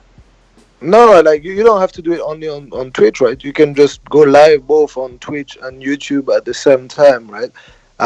But Twitch, in terms of the way you interact with your members, the options that are out there are better. And just to give you an example also, and I'm sure YouTube is going to get to that, right? But even amongst creators or content creators that are in the same segment, let's say you run a boxing podcast, you go live on Twitch, you're about to finish your podcast, it gives you the option to just take your members to a content creator that you also like and follow and that talks about your same subject. They call it a train. So you run a train on that guy. That I find it funny because of the expression, right? But that's literally what you're doing. You finish your own live and you introduce your viewer to another creator. Yeah. That's another thing too, man. They told me about that. So that works both ways. So if you have Brian Costa, for example, let's say he's live on Twitch or live on YouTube and he's got 100,000 people watching. He say, "Oh, yo guys, I'm about to go out. Have a blessed day, but just as I leave you, I'm just gonna run a train on the Boxing Voice." Boom, and always like 100,000 people will just like land on your stream, and then it's up to you now to capture the audience and keep them motivated and like get them to sign up basically. So that's like little things like that are cool, and I'm sure YouTube will catch on to that, so that will probably be available there. But yeah, just explore different things, man. Yeah, like I said, man, I did once live Twitch. I mean, live simulcast on Twitch, but it was just like zero. It was like because you don't have like a base, right? So you don't have a base. And the other reason why I'm not telling you, oh, go on Twitch because that's what's up. You have to realize that YouTube is the platform where most of the world goes, right? Yeah. So you reach out most people on YouTube.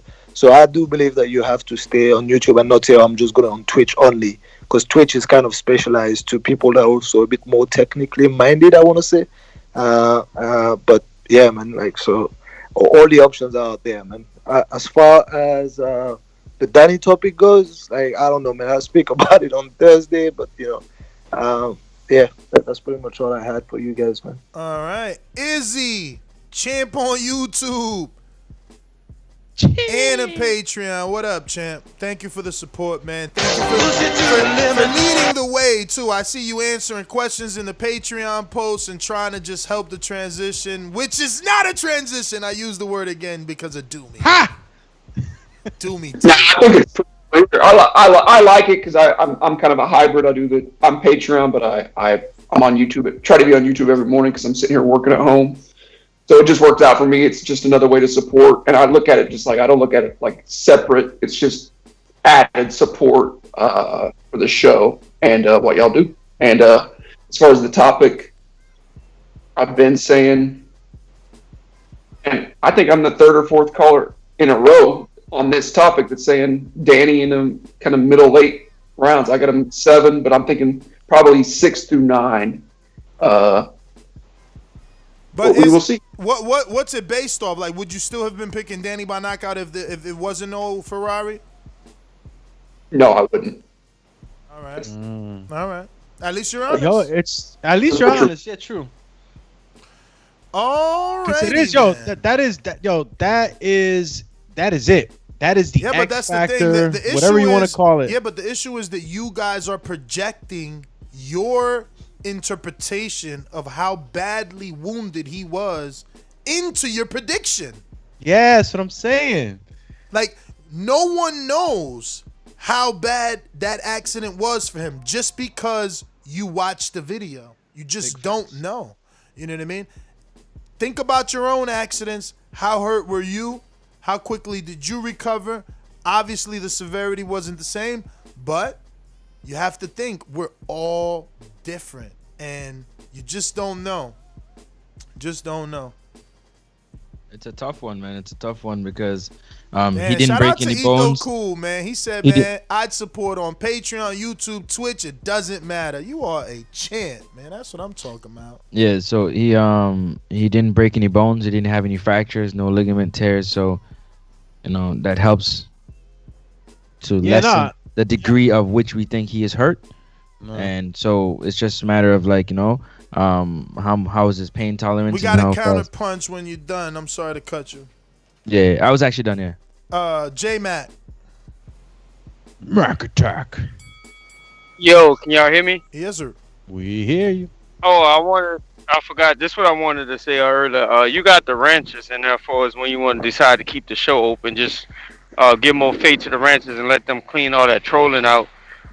For as Danny and everybody calling in, saying it's like you say, they wishing and hoping. It's almost like they hoping because the accident that he don't come back the same.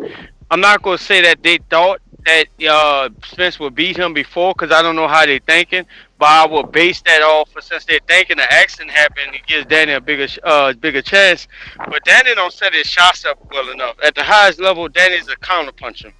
He wait guys to come in and get in his kitchen, and he try to catch you as you going in or going out.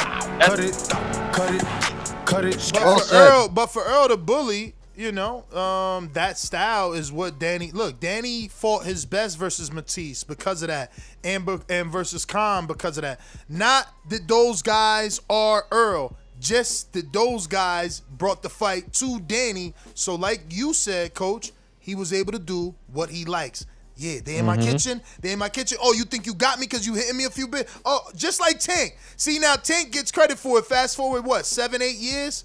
Tank gets credit for getting hit on the face and then going for the kill. But when Danny took a few shots, he was losing the first 3 rounds. It's like, how wasn't he setting things up, though? The thing is, Spence is stronger than Matisse, and he's definitely sharper than him and stronger than Khan. So it's I don't know. It's kind of like I'm not gonna say the best of both of them at all, but it's just a different monster. But J Max Calls absolutely nailed it. Champs, guess what? We have Earthquake. Welcome to the prospect level. Let's go. Welcome to the prospect. Prospect level. You the man. Who we got? Welcome. Davidian. Buffalo Falls. What up?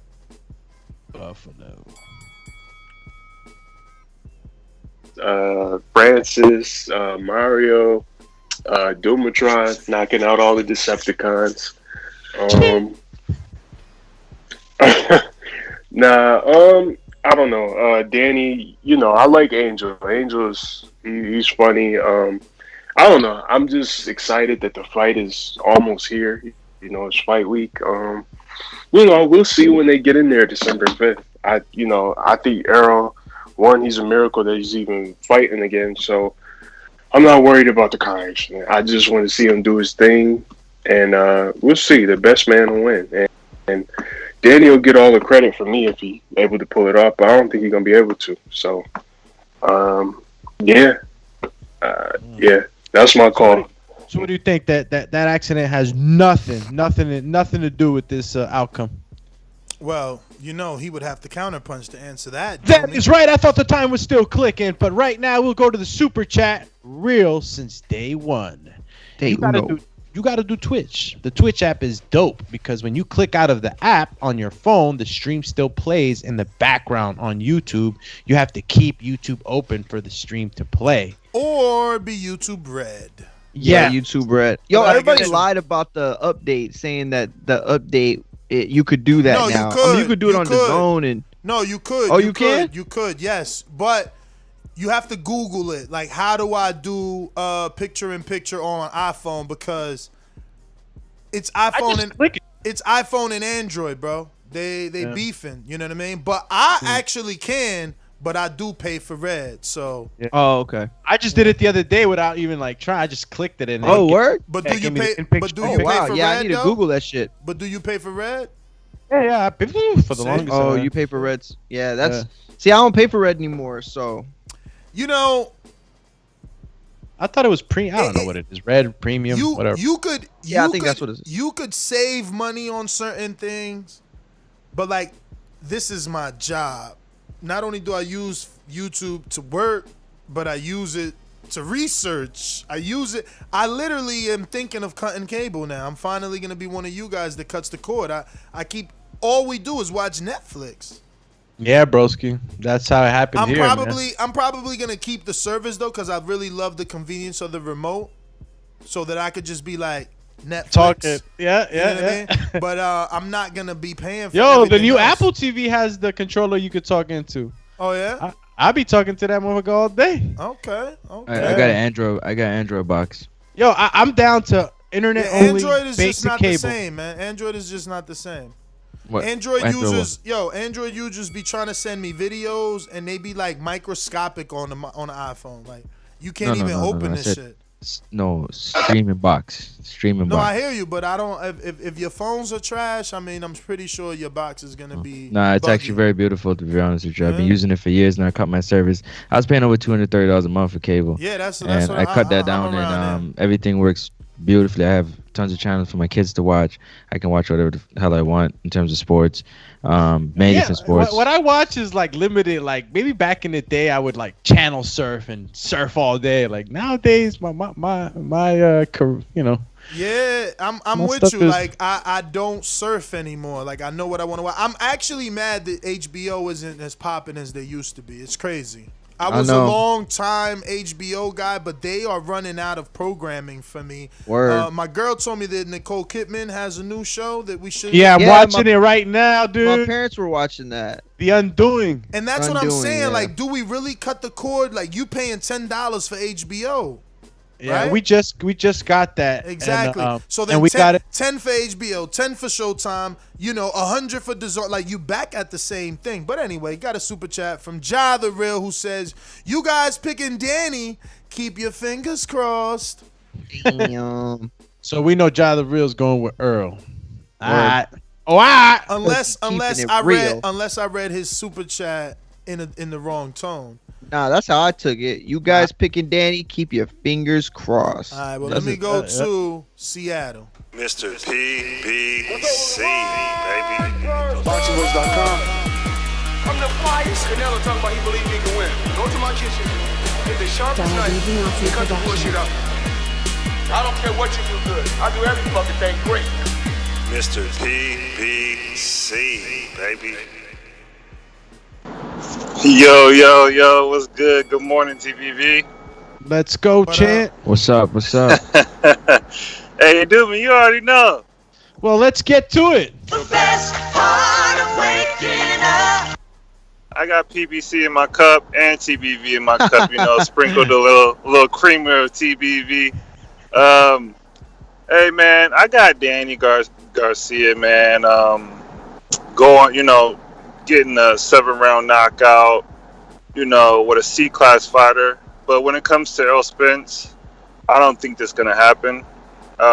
Danny Garcia doesn't really bring what he needs to bring. I think his dad brings more than him. Let me get my boomerang back to back, Ness. I don't think he's the guy. I mean, you really want Danny Garcia? You want him to win? What is he going to do when he wins? He'll drop the ball. If he wins, doesn't he deserve to win? What the hell do you want him to win? No, but what I'm saying is he wouldn't. He's not the guy. And even if he did, he would go back to cherry picking. We're not going to get the big fights we want to see because Danny versus Crawford, that's not even going to be competition. Come on, now he ain't going to win. Everybody knows this. Ness knows this. He even said he might not even do enough. That's the number one question. He's like the Broner. He's a top rank tune-up. He's a top contender tune-up. He's not the guy, man. We want to see Crawford and Errol Spence, and that's what's going to happen. He doesn't. He only has 2 good punches every round, and that's it. Sean Porter got super close, and he didn't get dropped at all. That's my call. Well, Sean Porter did get dropped versus Earl, bro. Danny. Oh. All right. So you're saying Danny didn't drop Sean Porter, so that means he can do nothing to Earl. All right. We got a counterpunch from Izzy in Oklahoma. Counterpunch. Hey. Just a quick recap on what I said. I don't want Danny to win. I think Danny will win. I root for about 3, 4, 5 boxers, and most of them are young, up and coming dudes. So that's just what my expectation. So I just wanted to clear that up. I heard somebody say you want him to win, or y'all thinking this. No, it's just my opinion of what I think, my expectation. And Nez, the best way to cord cut, I'll tell you now, is to cater it. Something coming out on HBO in November.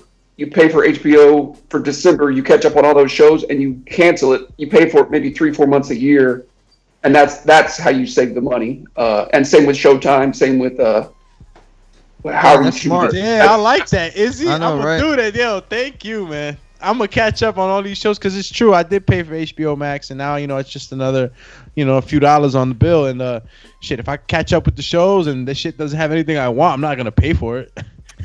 No, I just did that with something, but it was the free trial. It's like I took the free trial for something, and How many times do you do that and then you don't cancel? No, that's what I'm saying. I rarely ever take a free trial because I'm usually gonna buy something. So I used the free trial for this particular website, and it just didn't do It didn't do. I mean, I sent the Yada link and y'all didn't even respond, so I really canceled that shit ASAP. I even put a reminder on my calendar, but then like I literally signed up and canceled. It wasn't. It was good marketing. It wasn't what it was supposed to be. But yeah, let's get on out to Counterpunch. J-Mac, is this another one or no? Yeah, that's another one. I tried to get it right after you rebuttal. Can I get it? All right. Just like everybody's saying, I was the one that said y'all hoping or y'all wishing upon the star. Every time Danny Garcia come up, we always talk, oh, let's not count Danny out. That was at 140. It haven't worked in his favor at 147. We had his dad on the show, asked him what his biggest win. He started going back to 140. He started muttering because he didn't have a rebuttal. Far as this, Danny knocking Spence out. Danny ain't knocked nobody out on a high level at 147. Everybody respects his power, but he's never put nobody down at 147. He don't put his punches together well enough. He don't place his feet well enough to take a charge or jab well enough to set the shots up. Errol boxes well enough to where he can box. He done showed you against Mikey. Cut it. What do you mean? Bro, Mario doesn't set up his punches. When Mario's here, he's never here. Like, I gotta do the fucking black talk myself, parece. Como así? That's what I got to say to Jay. What do you mean he doesn't set up his punches? Like Danny set up freaking Brandon Reels for that right hand. Look, he sets up his punches, man. And you know what's the thing that I'm tired of hearing too? That Danny sits on his, he sits on his punches. He's flat-footed. This, that, and the third. Just because you sit on your punches doesn't mean you don't know how to work the ring. I seen Danny work the ring pretty damn well. You know what I'm saying? And on his back foot. Slips my mind who he boxed, man. I'll go back to the box real quick just to get a flashback. But he boxed on his back foot pretty good. He knows how to use the ring. And it's just marginalizing him, man, to just being this guy that goes in there and just wings punches. Guy's got smarts, man, and he has a hell of an amateur background.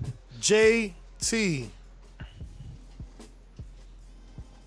So interesting when you come across like a nice guy, but you're really a piece of shit. Hey, with that comment. Come on. That was a piece of fuck you. That was a piece of shit. You know, we're doing live TV. Man, I don't care. What's they do about it? I'll kill this mother. Why do you have to talk like that?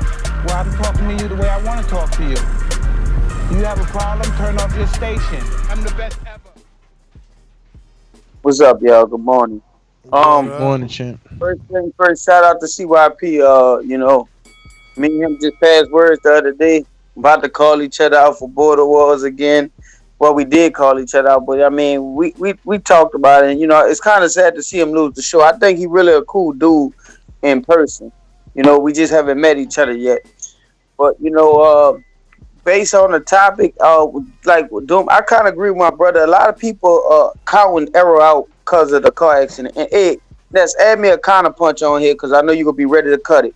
But a lot of people count Errol out. I don't think Errol would have took this fight against a Danny Garcia because he's not a tune-up fighter. He's one of the top welterweights in the division. If he wasn't ready, if they would have saw anything in the camp that he wasn't responding well to punches or anything, his daddy would have shut it down. All of them would have shut it down. That's businessmen.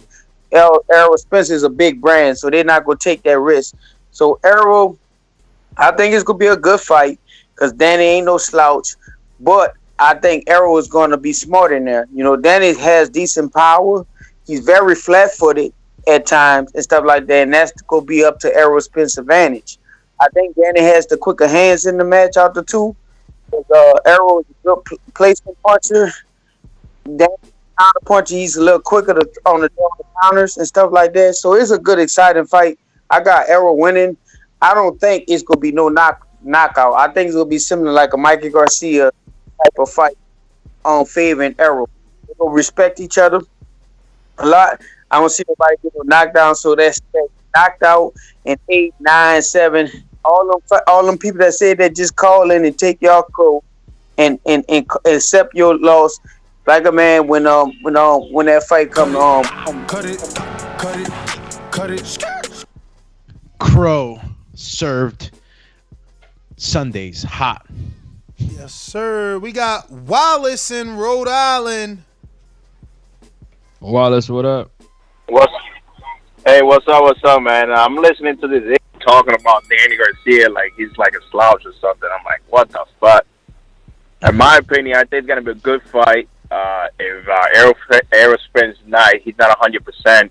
I think he could lose this fight because Danny Garcia has good power. He's a good counterpuncher, and he can box. That's my opinion on that. That's my take. And another thing, there was a guy saying that, like, Danny Garcia, that people are wishing Danny Garcia win, see Errol Spence lose. Actually, no, I would like to see Errol Spence versus Crawford. But if Danny Garcia versus Crawford would be a good fight, too.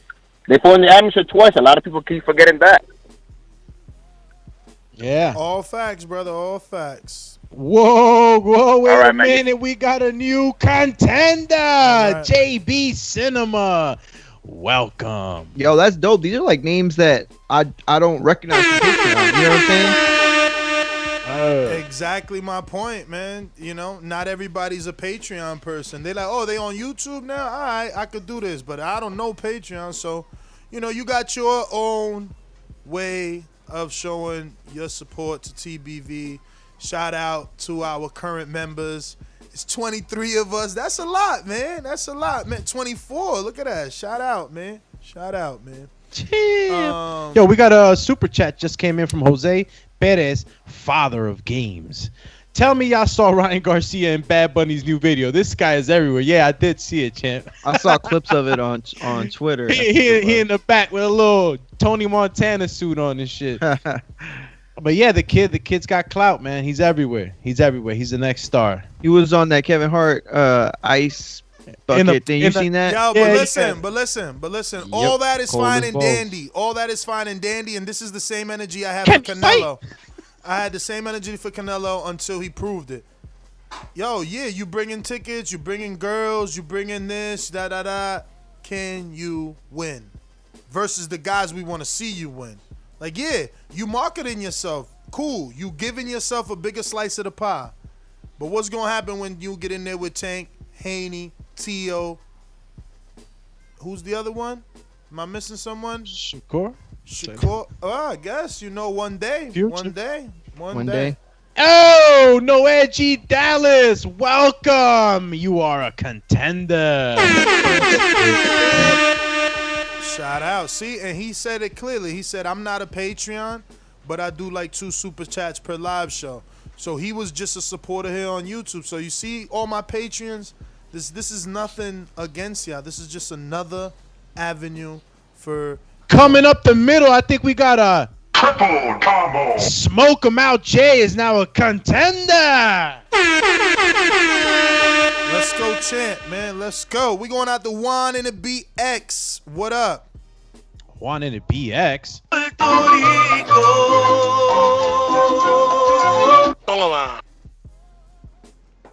Yeah, what's good, fellas? What's good? What up? Yeah, I had Danny.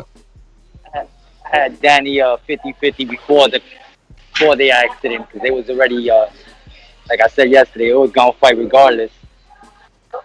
So yeah, I'm gonna stick to the same energy. I'm gonna see a great fight just like everyone else. Can't wait. Be good, TVB, and I'm gonna join the membership soon. All right. That's what's up. Going out to Florida Zone, the Dream, the Mario Killer. So I'm here to tell Errol Spence, I want you next, baby. Let's get it on. If y'all want to see me with this guy's ass, make some noise. This is Danny Garcia show. Fuck out of here. They must have forgot, King. Yo, can y'all hear me? Yeah. King, What up, the what up? Dream. Hey, there we go. See, I'm telling you, I need you to send me that on the back end, man, so I can put it in my intro. It'll sound better. I'm about to send it to you, man. But so what's the topic of the show? We talking memberships, we talking Danny, we talking CYP leaving. What we talking about today, man? We talking Ali movies and shit. What's going on, man? Everything, bro. We family over here. Nah, already. Nah, y'all listen, man. I got Danny, man. I got Danny beating Spence. I feel that the styles make fights, man, and we was talking about it with not just the fact of the accident, but the fact that Errol's a a come forward fighter who doesn't move his head a lot, doesn't feint a lot. I just think he's going to be pretty easy for Danny to time. And Danny's got the power, man. He's got the power. So that's the reason I got Danny winning this fight. Will he knock him out cold? I don't know, but I think he's definitely gonna land some big shots, and I'm excited to see this fight, man, and see what's gonna happen. So, that's all I got, man. Got to get on this ladder, y'all. I'm holla at you. Being a champ in life came the dream, and guess what, fellas? The neutral corner is a contender. Welcome. Damn, that's what's up. Welcome to the neutral corner out of Canada. Neutral corner. Matter of fact, no, that's Natural Wiz from Canada, right? Yeah, Natural Wiz is from Canada. I take that back. Cheese. Call you trippy right now. I'm trippy. We going to King Born, Brooklyn.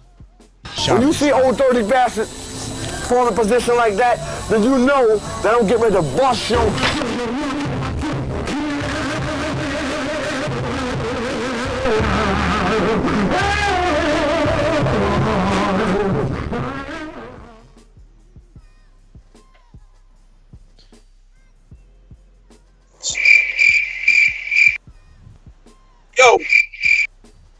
Yo, you hear me? All right, here we go. The worst knockout, 2 knockouts worse than Nate Robinson. You got to go to Ken Vice versus John Welsh, and you got to go to Mike Weaver versus John Tate. Look them knockouts up. Them shit is way worse than Nate Robinson. Everybody laughing at. Let's go to the subscriptions. I don't mess with cable. You could do Roku, you could do Pluto TV, and you could do Fubo. And Ness, you an Apple head. When I mean by Apple head, you an iPhone cat. You know what I'm saying? That Apple TV, I heard it's crazy. I heard it's real good. That's why I said, let me get me an iPhone 2, fucking with this Android. Try to keep 2 phones and all that. You know what I mean? And I don't know what happened to CYP. Just say I'm showing out love to him. Hope he all right. And Big Supermax, man, can't wait to meet you in Dallas, man, because you always show love to the truck drivers. Peace. Vamos campeón. That was King Born coming through. King Born got himself 2 phones. Y'all remember that Kevin Gates song? No? All right. Kevin Gates. One for the Lord and one for the plug. Word. You already know I know it, man. Pop culture, baby. Yo, this is crazy, man. Let's see who's next. Majid, what's going on in Orlando?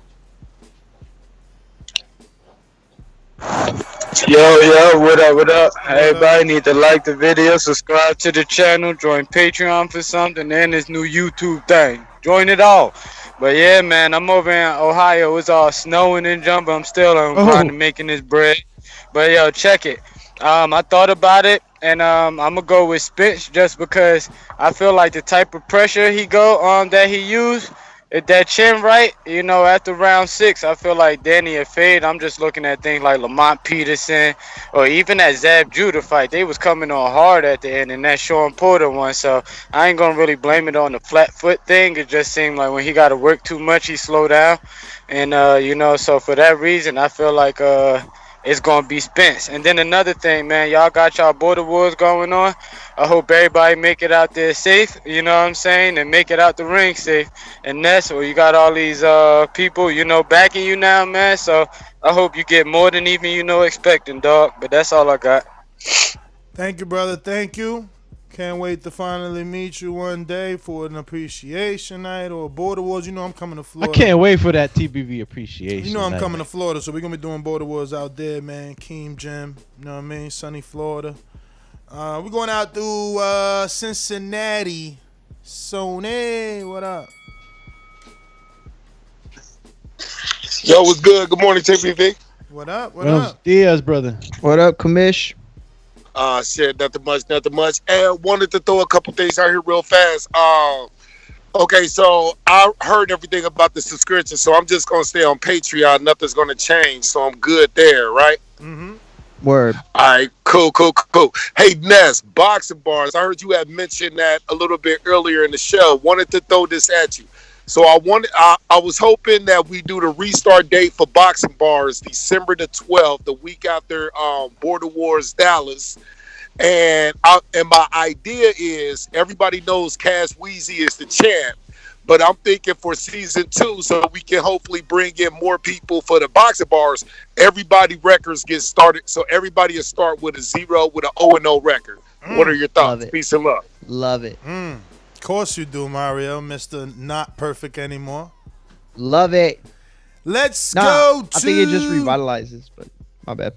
Chicago Zone. He's on Patreon and he is a YouTube member. My town up in K-Town. Hey, Daddy, this a dollar beat. I drink soda, I eat pizza, I hang out with chicks all day. These fighters still can't beat me. They fighting every day, they in the gym every day. Just give me 6 weeks, and I got it. BoxingVoice.com. Oh, good morning. What up? Steve, the God minus the 12. Yeah, I'm going to stick on both for now, just to kind of check them out for the next couple of months, and then I'll decide where I'm going to end up. But I'm just going to do both, support you guys on both for now and see which one I like better. But, yeah, it'd be cool if you get the polls on YouTube, then I'll probably go over to YouTube, but we'll see. Time will tell. I think you're going to make changes too over time as you see things develop. But hey, I want to bring something up about this Danny. The one guy, the film study I would do is Granados. He knocked Granados out. Granados had never been knocked out before, and that was at 147. So I don't know what some guys are saying. But the thing is, people are going to say that Granados was a career 140. Granados fought Broner when Broner was like the Broner, and he fought Porter. He didn't win them, but they were close fights. Granados is no bum. Absolutely. He had never knocked out. And people thought he beat Broner, to be honest with you. Yeah, I know. I would do that as a film study. I just don't. People. It's a fight that people will brush off because Spence is so much bigger and more dominant than Granados.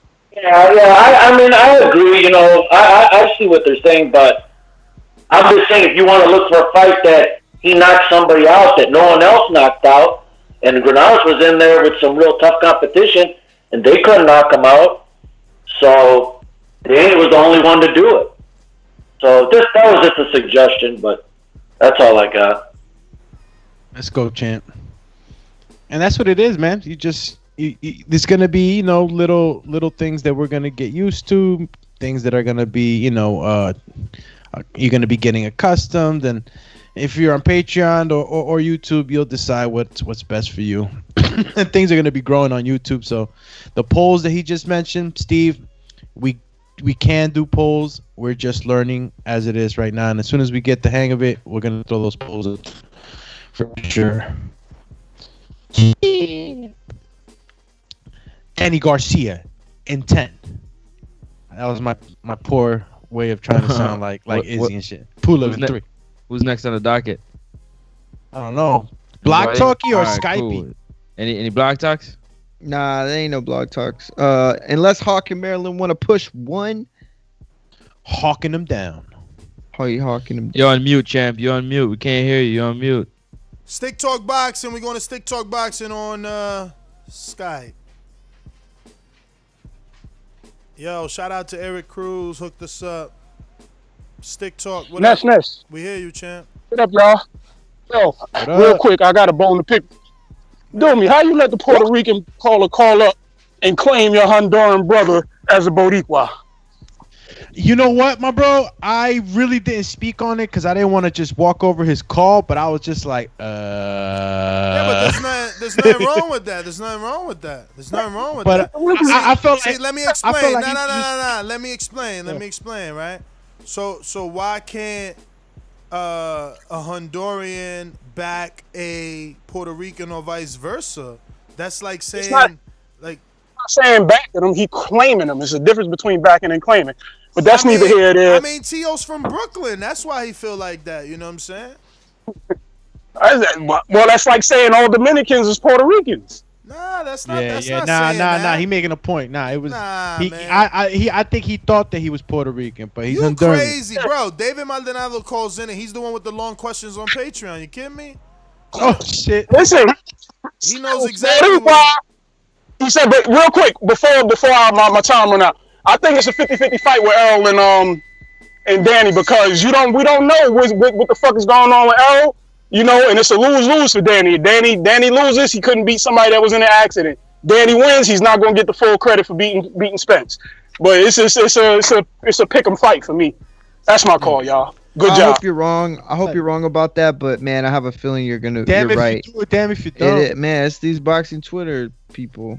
They mad. So Yo, Cruz, Hawk push one, by the way, Ness. Cruz sent us the soundbite in case we get. Let me put that up here somewhere. Let me see. In case we get a little another chant. Yeah.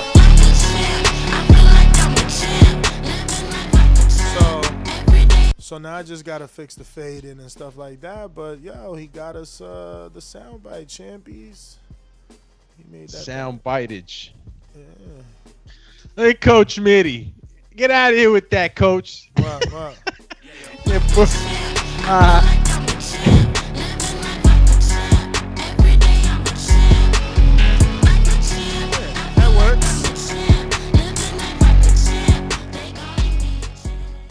Yeah, that works. Thank you, Cruz. Love this community. See what I'm saying? Hawk, Maryland. Hey, what's going on, fellas? Good show. Cheers. Hey, what's going on? Good show, fellas. Thank you. Hey, I did my little homework, and yeah, Ness, you right that Danny Garcia, he definitely is a first ballot. He got a lot of work in, man. He got a lot of work in. I guess you're right. If he did beat Spence, which I don't think he's going to even beat Spence, but if he did beat Spence, then what's that? That means he would be unified in 140 and 147. Yes, sir. Yeah. And it would have been in two eras where those two divisions were notoriously one of the best. See, when he fought at 140, that division was so hot, it made it to the Mayweather-Canelo undercard. Like, think about that. That was the co-main. Understand how much money had to be, brought in to make Canelo happy, Mayweather happy, then give Danny his biggest career payday till date. Now, I know people love, when it comes to PBC fighters, to just go off commission purses. But if you lived through that era, you know that Danny got $3 million for that fight that many years ago, man. So, I don't know, man. Wow. He's just got to do it again, though. When he was at his best. Hell yeah, he beat Lucas Matisse when he was at his best, man. He beat Lucas when Lucas That's when he was at his best. Dog, he beat Lucas when Lucas was Gennady. Before HBO, 90 seconds. Before HBO had Gennady, Lucas was they boogeyman, man. Lucas was they boogeyman. Yeah. I think Lucas Matisse took out Lamar Peterson better than Spence did. And he arguably beat Zab Judah. A lot of people don't know because they ain't watched that fight. You know what I'm saying? People feel people feel like he was robbed in that fight. But Hawk, gotta let you go. Counterpunch if you want back. Speaking of counterpunch, we got our own Mitty said I want in. Coach Mitty coming in here with his cape on. Who's he saving, dog? You ain't even give him a chance to talk. I'm saving no one, man. Can you hear me? All right, We very hear quick you, one. we hear you. I did my research yesterday on that Hall of Fame thing, right? Because I don't like how when we talk and we don't actually know, man. But in terms of first ballot, I don't really think that's relevant or not. But I can tell you that Danny Garcia would not be first ballot. What? Purely based on, tell me who is first ballot and who is not. Do you know that people like Nigel Benn, Do you know that Chris Eubanks Sr. aren't even in the Hall of Fame just yet? That's been 23 years since they retired. Yeah. Right? So that means they're not first ballot. First ballot meaning that as soon as you become eligible, you enter the Hall of Fame. Do you know that? Do you know who else? Do you know like people like Julian Jackson? Do you know like Don Curry? Do you know like Buddy McGirt? Yeah. They only became like they only came in the Hall of Fame last year. Like Meldrick Taylor is not in the Hall of Fame. There's like loads of that. Go and check who's been like inducted. Like, and I think it's an error also. But then give us a Mike list. Tyson. But give us a list. But give us a list Tyson, of people. Mike Tyson was not inducted in his first year of eligibility, which is crazy. I'm pretty sure this is like this is like an admin error or whatever, right? Because he was inducted the year after, right? So I don't know if they knew he was eligible or whatever. But like, go through the list. I looked at it because I wanted to talk from a point of view of like checking and just being sensible with the information. But we shout things out here without knowing. Like, if we go through the process and if we go through the history, you'll see that I'm pretty damn sure that Danny Garcia will not be inducted in his first year of eligibility. All right. That's it. Yeah, that's crazy. Mike Tyson not being on his first route, but I guess a lot of things entail that though, right? No, it's not crazy. Like, you gotta understand. Julian Jackson. He mentioned Julian Jackson, and like I don't remember, what was the noise around all his fights. I know that he was knocking guys out just like Tyson was, and I don't know what the writers look into you being qualified as a first ballot. I don't know if it's just you being a great fighter, or is it, oh look at the numbers he did, the crowds he was able to fill up. I don't know exactly what their makeup is to deciding if you're a first ballot or not. But Danny for sure has done big numbers. He's unified, and I think that he's been polarizing in the sport. Like, Danny has brought a lot of attention to the sport. Call you Sportmaster. Who's next? So look, again, Mitty is absolutely right that it doesn't make sense, but it's also your era, right? So Floyd is up and he's getting in as a first ballot. Cotto's up. They nominated Cotto first time. So what that means, he's getting in as a first ballot. You understand? Vlad is up. Unless I'm reading this list wrong, Vlad is up. This page says bios for 2020 Hall of Fame candidates. So it's the writers, bro. It's not Meldrick Taylor or Julian Jackson or Nigel Benn's fault that at that time, when a lot of people like to believe that boxing was allegedly bigger and more and booming, there you go. His writers didn't nominate him. And now the writers that are here now are the guys like me who said, I'm not a writer, but I'm the guy that says I'm not going to do history. I don't want to watch Nigel Benn fight. I'd rather watch Mike and them fight. You know what I mean? Like, I'm sorry. There's nothing wrong with that. So it's his what do you call it? His counterparts or his contemporary. Hold on, let me get him before you counterpunch. They were supposed to write him in and nominate him in. I see Cotto is getting in. Vlad is getting in. Like, they nominated. Obviously, Cotto's gonna be close, I think. No, somebody might not make it, right? Like, if I'm reading this list right, and this is the only list that I use because this is the Boxing Writers Association award. They're the ones that've been doing it for years, right? So, like, if this list is right for 2020, then yeah, maybe not all these guys get in because they're nominated with each other. Oh, okay. So they're kind of like in a competition almost. Of course. I mean, you got to think about it. That's with every other sport. It's the same thing. Like, the writers get an opportunity. Yeah, you might get like 20 nominees and there's only like 10 spots. Okay. So like, what I'm saying, certain people got to drop off and they start to go. And then what happens is, based on your career and based on your accessibility to the media, that all those things play into factor in how the writers start to choose who they want to be first ballot and whatnot. You know what I mean? So it's just like being the one that watches other sports. That's how they do the same thing. The criteria, it's the writers, and for Mike, and it depends on who you're going up against that time that you're going so for the check ballot. it out. When you go up for the ballot, it all depends on who you're going up against. So check it out. Simple. These people I mentioned are first time ballot nominees. So this is the first time they're being nominated, right? And this is with ballots either already in hand or on their way for voters, right? So first time nominee, obviously. I don't know why they got a picture of Floyd here. Maybe that's just as the title, the picture for the thing, because then it says first nominee Miguel Cotto, Vlad, Floyd Mayweather Jr., James Toney, and that's first time James Toney's been nominated, okay? First time. so it says Andre Ward is being nominated, and you see Ward's just coming out. He just retired after Kovalev, y'all. Like, it is your writers that get you in here. They have to like you, that they keep even after retirement, say, no, this guy deserves what he did.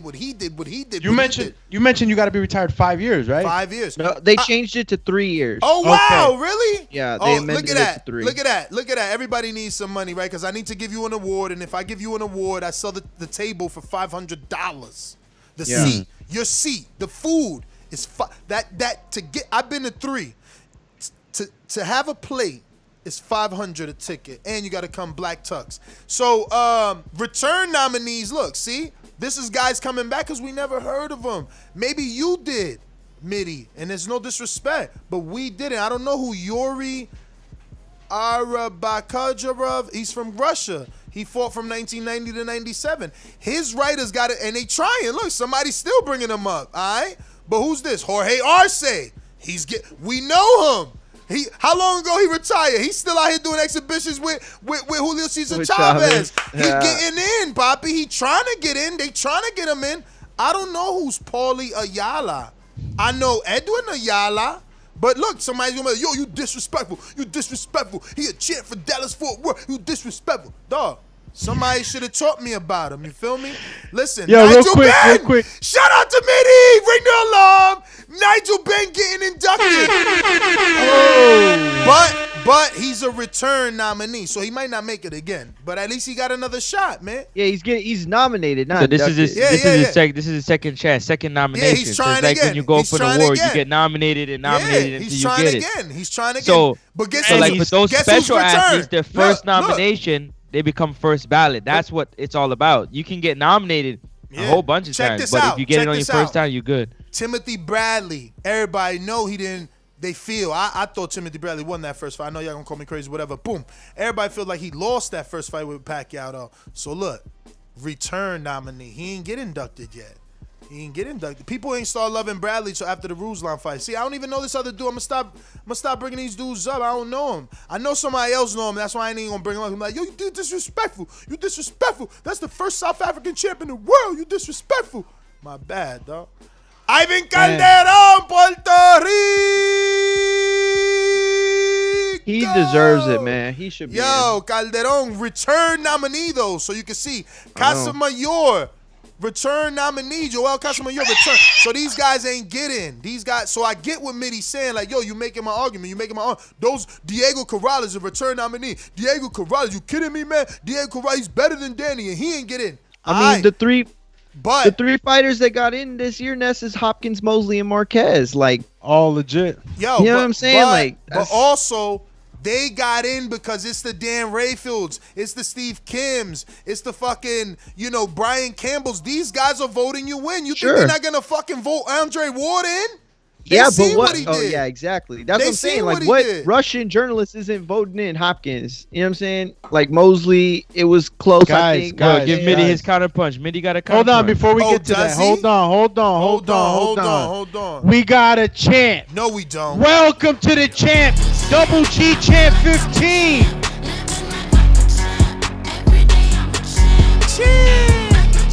Let's go.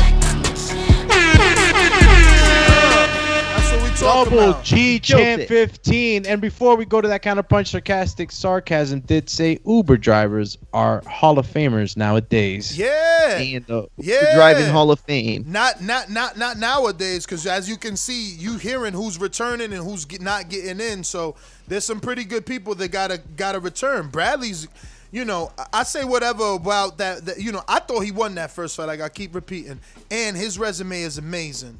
You know, he got a fucking resume. He did everything that people love what other people did. He went to the UK and ripped the title from Junior Witter. You know, he beat undefeated Kendall Holt and undefeated Lamont Peterson. He put those L's on their record before anybody. Also, Juan Carlos Abregu, he put the first L on his record. That's the guy that knocked out Delorme when people thought he was the next. You know what I'm saying? The next fucking Tito Trinidad. And people like to say, I even seen that in another, he the only one to knock out Thomas Delorme. I just seen a video because Thomas Delorme tested positive for COVID. Someone did a video like, Crawford's the only dude to knock out Thomas Delorme. No. Juan Carlos Abregu knocked his ass from 147 all the way down to 140, okay? He made him rethink his welterweight career. And guess what? He didn't move back up until years later. Juan Carlos Abregu is the one that said, yo, doggy, you're not a welterweight. Take this from Argentina for you. But anyway, we were going to Mitty with the counterpunch, right? Or you done with the super chats? I'm done with the super chat. Midday. Yo. Mitty with yes. Mitty, do we hold you to a real counterpunch? No, that was Doomy. Yeah, that was the second. That's the second counterpunch. But yeah, like that's exactly what I'm saying. Like every year you have more than like a handful of names. Like for example, the 2020 class, there's like 14 nominees right now. 14 nominees. Some of the names that you've put out there. A lot of those nominees, this is not their first time being nominees. They've been nominated like many years, and then they keep missing it. They keep missing it because you're gonna get like 80% of the votes to be automatically inducted, right? And then after that, there's different criteria that I'm not so sure if you don't get the 80%, depending on like, who else is in there. But for sure, you're not going to get 40 people every year being inducted. Otherwise, you devalue what the Hall of Fame actually means. That's my whole point on this, man. We just don't know, but I can tell you based on the names that we've seen and the history that we have, that I'm pretty sure that Danny ain't making it first time around. Cut it. You a host, so after a minute and like 11 seconds, I just cut you off to let you know your counterpunch has been over. But the truth is, my argument is better. The writers of today, we are more involved. And again, I'm not a writer, but these writers, the Steve Kims, I've watched Steve Kim get to ESPN. I seen Brian Campbell go from ESPN to NBA. Like, these dudes are more passionate, you know what I mean? And they will remember what's been done. If Danny, for the third time in his career, is going to be a 4-1 underdog and above, right? This will be the third fight where he's a 4-1 underdog, because Thurman Porter and those fights were not as apart. They have him a 4-1 on this, dog. Somewhere 350. Right? But if he does that 3 times in his career, I just don't understand. Again, my opinion. But I'm sure that Dan Rayfield, who values Danny as a legit fighter, and most people are writing him off. Again, when you do what we don't think you can do is when we value you more. So most people are writing him off. Most people are like J-Mac to say, yo, he was good at 140. He just ain't getting it done at 47. So if he shocks the world, he's going to be everything that Andy was. Everything that Andy was, because he done did it. And it was going to mean something.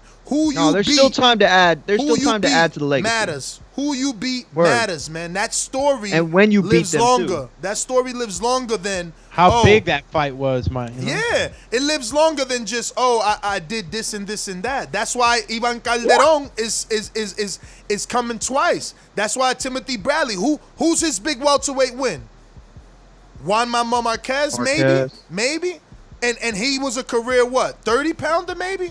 35. So I think he was like best at So you know 35. What I'm saying? Who you beat matters. And if that win, more people valued his win over Pacquiao like me, maybe he would have got in, because he beat Pacquiao when Pacquiao was in his prime. But nobody believes he won. But imagine if you would have believed he won and he beat Pacquiao in his prime, turned around and beat Marquez, turned around and beat young Jesse Vargas, and come on, dog, Ruslan, he's first bat, but he didn't get that win he needed. Yeah, Ruslan won't be first ballot. He gave us one of the best. No. I didn't say Ruslan will be first ballot. I'm saying those are the wins that are going into his resume. But anyway, let's go to JB. Fellas. What we got? We got Stick Talk Boxing is now a contender. Welcome. Word. Shout out Stick Talk. Welcome. See that, man? Shout out to Stick Go, Talk, man. Pretty soon, when I call out this TBV Army rifle salute, I want to see all them emojis with the rifle on the glove on it to just hit that chat button. All right? Cheers. Now we got 8 emojis, man. We're going to have 4 new emojis. We're going to, obviously include the TBV fam and picking those out to see what you guys like. And the more memberships we take on, the more emojis that will be accessible to us. I mean, we have the ability to have up to 100, even more emojis, So we can really, really, really get creative and make it fun. And the interaction on the chat's going to be fire, man. It's looking good. We got Stone Bone Boxing. Stone Bone. What up? Yeah, man, but Danny is closer to it than farther from it. Like he in that Bradley realm, and if he can beat a unified champion in Earl, that puts another notch in a credibility that Bradley didn't get to. Y'all hear me? Yeah, like if he. Yeah, we hear you.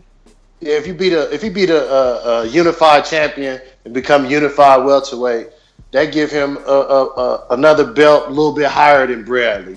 You know what I mean? Like it would make it like the Pacquiao win, like you was just saying, like the Pacquiao win was valid in everybody's eyes. Danny beating Earl would be a similar feat, a unified champion, and it would give him a little bit of clout. But hey, real quick though, y'all remember this Dave Chappelle skit? With the first draft, actually we got a trade. The Puerto Ricans have traded Danny Garcia and are claiming Teofimo Lopez as a Puerto Rican. So that's the trade, Doomy. That the Puerto Ricans have traded. Doomy, you claim Danny now, and the Puerto Ricans gonna claim Teo. And we gonna trade y'all. We trade Dillian White. Cut it. But this is what I'm saying. Cut it. That's why we losing, man. That's why we losing, because it should be like that, man. We should be backing regardless of is it nationality or ethnicity? Yeah, nationality. We should be backing regardless of that, man. It don't make. I don't know. Now the new age too, man. The new age is backing each other up. I mean, you see Teofimo and he was chilling with Edgar Berlanga. In the back, he's cool with Shakur. It's the new blood, man. The new age. They do it in all sports now, man. They coming through throwing the dirty bird. Get out my way. Get out my way. I mean, I feel you on that. Let's go, champ. Yo, rifle salute. Well, let me see. So we got Boomerang time. Let me see what's on Blog Talk. What you got on Blog Talk, Mario? Nothing. I mean, so we're going to start with his Boomerang. What up? Yeah, I like how he said nothing, and then he talks about the king. That's cool. That's a Freudian slip. But, yeah, man, listen, shout out to everybody what TBV is doing. We just got to keep expanding. And as far as, the trade, man, that was kind of ill because, Teofimo, people like to, regional. They divide it on regional. They say, oh, he's from Brooklyn. Then they got one cat that's Honduran. And but you got to even it up. The Puerto Ricans cannot have Teo, right? The Hondurans barely got him. Let's ask Teo. Let's ask him who he relate to. You know what I'm saying? He may just tell you, the whole Central America. But either way, that's what it always boils down to. Boxing is prime and is very tribal. That's my call. I mean, I'm going to tell you something, like, when I was younger, it was a lot of segregation amongst Latinos, you know what I mean? I won't front, you know what I mean? Like, I went to a high school where, there was like yearly Latinos versus black fights in Barringer High, man. Everybody know that. You go back early 90s. But you see, I was always who I am, so I never got involved in that, man. My boys would be fighting, and I'm not about to fight. Bro's like, what the fuck? I'm not about to fight somebody because he black when I'm from the hood. Like, I grew up in the hood, so like I'm already like my best friend at the time was Karan. You know, he fucking in jail for life, but like I was in the Mac, you know, in the projects on 7th Ave or in Roseville. So like I'm not getting involved in y'all stupid wars. You feel me? So ethnicity wars.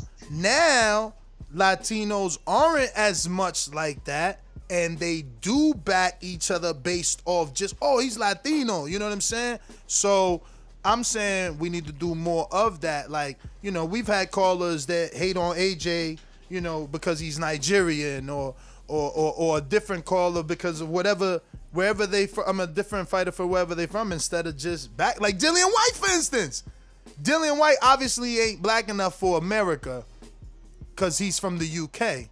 So Americans tend not to want to back Dillian White. And, you know, outside of Dillian White always coming for Wilder, I love it the way that he, you know, I love his smoke. I love his smoke. Yo, they killing me with these trade-offs on the chat, Chip. You got right? You got them trading people like they trading cards over here. Hey, Wilder. Hell yeah, I used to dwell by Barnesbrook Park, man. I'm a 4th Ave baby, man. I'm 4th Ave, Roseville, Park Ave, man, Parker Street, all that, man. I'm from the north, man, over where the poppies be. You feel me? But I'm up and down, man. 7th Ave, Grafton. So yeah, I can't get involved in that weird shit. I played ball too. Like I told, I told my man, like I had hoop dreams. How you gonna be Latino and have and be racist and try to play basketball? Think about that shit. From the inner city. You can't be, you know what I'm saying? I was in all the fucking indoor gyms. Abington. You be fighting every day. Every day. You wouldn't play ball. You wouldn't play ball because You'd you be know fighting, what I'm saying? yeah. It's just man. I don't know, man. I'm just glad I was born and raised in the tri-state area, which gives us so much interaction and diversity, dog. Exactly, amongst different cultures, man. Like Mario was saying that, like he got here and he didn't know that he can get so many different things, and then that's that. Word. You know, obviously now I'm trying to run away from that, but it also gives you something coming up. You know, it makes you different, I guess. Well, I'll be real. You know, like the casuals that I know that are Hispanic, yo, they hear Teofimo Lopez, the only word they focus on is Lopez. They're like, oh, Lopez, oh, the Latino, or what do you know what I'm saying? So it's like, it's not the way it used to be, exactly how you said. No, it's not. Like, it's different now. If you got that Think Spanish surname, you know, they ain't worried about whether you Puerto Rican or... When's the last time we had a legitimate Puerto Rican versus Mexico beef? Salido Martinez, and that was just Top Rank trying to pump it up. Didn't nobody know Rocky Martinez? Like, there's nothing legit. Like, it's you know, Mayweather's gone, so we don't even have like the slick black fighter versus the Mexican really no more. Like, Canelo is the only one that can give us that. You know, whenever he feels. You know, I mean, he gave it to us with Daniel Jacobs, but it's not what people wanted. That's why they. I think Burchett Shakur is close. Even though he unified, that's how great that guy is. Even though he unified with Jacobs, they like, man, that ain't the unification we want. We want you to fight Charlo, man. Fight him or Andre. Guys. It's time to celebrate, man. Shistov Harrison is a champ. Welcome.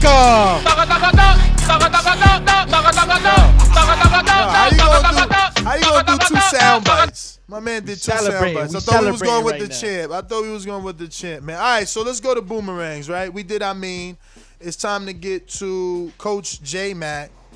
He got like 3 of them damn things, right? Did Supermax give it to him today too? Supermax gave it to him, yeah. So he might have reloaded once or twice. So that's 3 for sure. What's up? Yo, yeah, shout out to Stonebone. When you at the bottom, you got to scrape for whatever you could get to a tag on to and what have you and stuff like that.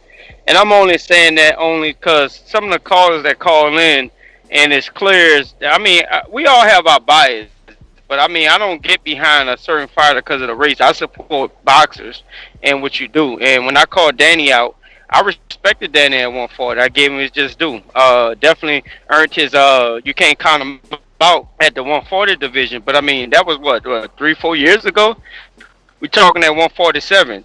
And I'm still counting him out at 147 only due to the fact of he hasn't shown me the ability to adapt to again the big fights, not the game, not the Corrados from Chicago or whatever the dude name is, and what have you. I'm talking in the treasure trove red check or whatever and stuff like that. We talking about the elite guys at 147. I watches how.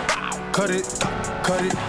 It's funny. It's funny that he doesn't give Danny credit for hypothetically beating the names that he doesn't want to see him fight, but then he praises Terrence Crawford for fighting a bunch of names that no one asked for. I was going straight there. Like who was asking for Red Catch? I mean, excuse me, right? Because that's the one you don't like. So who was asking for Velasquez? No one. And we definitely ain't asked for Brooke. But you talking about who asked for Granados. So, and that's what I be saying. All these fighters have these fights. You cannot fight the best every day. You can't. And if you judging people versus or fighting the best, then why you giving other people passes, man? Why are you giving other people passes? That's all I want to know, man. Certain people get passes and not others. All right. At 140, he did his thing, Crawford, right? Did his thing, moved up. He wants his other boomerang. Boomy. Yo, see, you brought up Crawford for the record, and brought it up with the bud tenders. I didn't. And shout out to me. Bring it up. Hold on, you did bring it up. I never said his name. Never said his name. All right, so you wasted my time now. You wasted my time now. You did bring up Crawford. I could pause it. You could hear what I got to say and come back and not waste your call right now because you are wrong because you ain't cleaning your ears. I said other people. You give other people who don't. I never. Doomy just said his name right before you jumped on. He mentioned. I ain't gotta say his name because you give other people who don't have the best on their resume credit for fighting who they fighting. Hey, you know what? Fuck all that. Let's talk about first ballot Hall of Famers. Whatever you want to talk about. I'm gonna start your time. I guarantee you Crawford be one of them. We ain't gotta have this argument when it come down to the undisputed champion at 140 who moves up in 3 weight classes and been a champion in all weight classes. We don't have to talk about Crawford biggest wins. You guys get on this show and hate on his wins and still find ways to pick at his resume, and the dude still accomplished more than your favorite fighter. That's why we up here talking on and wishing upon a star with Dan Garcia, hoping that he finds himself and knocks somebody out when he ain't never knocked nobody out at 147. I got Errol beating him in 12 rounds. That's my second call. Yeah. Ooh. Unanimous decision? You know what the issue split? Is? That's actually not your second call. That's your third boomerang. Remember, you came on once, then we just gave you one, then you just said, yo, I want my other counterpunch. That being said, you are the one that get emotional because we not talking about that other welterweight. We talking about 2 welterweights in a significant fight that's going to change the outcome of the division, so it makes you anxious. You get upset. Because no one's talking about the other guy. You know what I mean? I didn't bring him up. When you brought up Danny and beating Red Catch and all this stuff, that's when I said you give other people credit. Because at least Ivan and Granados, they've been in the ring with decent opposition. Who the fuck has Velasquez been in with? Where the fuck are Benavidez' his opponents at? So let's stop playing these weird ass games, man. Y'all be straight capping for this man. Like, yo, cool, you going off fucking eye test. Just leave it there. Like, stop lying, over glorifying. I be seeing Brandon go on a limb talking about Velasquez. Just because Crawford said that, he says Velasquez beats all the other welterweights. I'm like, Jesus Christ, man. You tripping. I don't know about all. Just adding a lot of more sparkle than it really has. Yo, real quick though, Ness. Now you can hit the champ because Hector Munoz has become a prospect. Welcome. That's what's up. Hey, Hector Munoz is actually former fighter, sparring partner of Danny, trainer of Fire Flame Terrell Harris, and he's picking Fire Flame to get the win. Let's go, champ. Stupendous. I mean, they're as good as dead. And they've been doing their thing, coming in looking good too. Shout out to Fire Flame. If y'all don't know, that's Rel fighting in that title fight against Tank.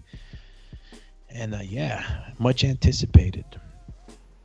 Let's see here. We went to Keem. We on Boomerangs. Trey in the bait. Oh, you? Boomerang. Trey, what up?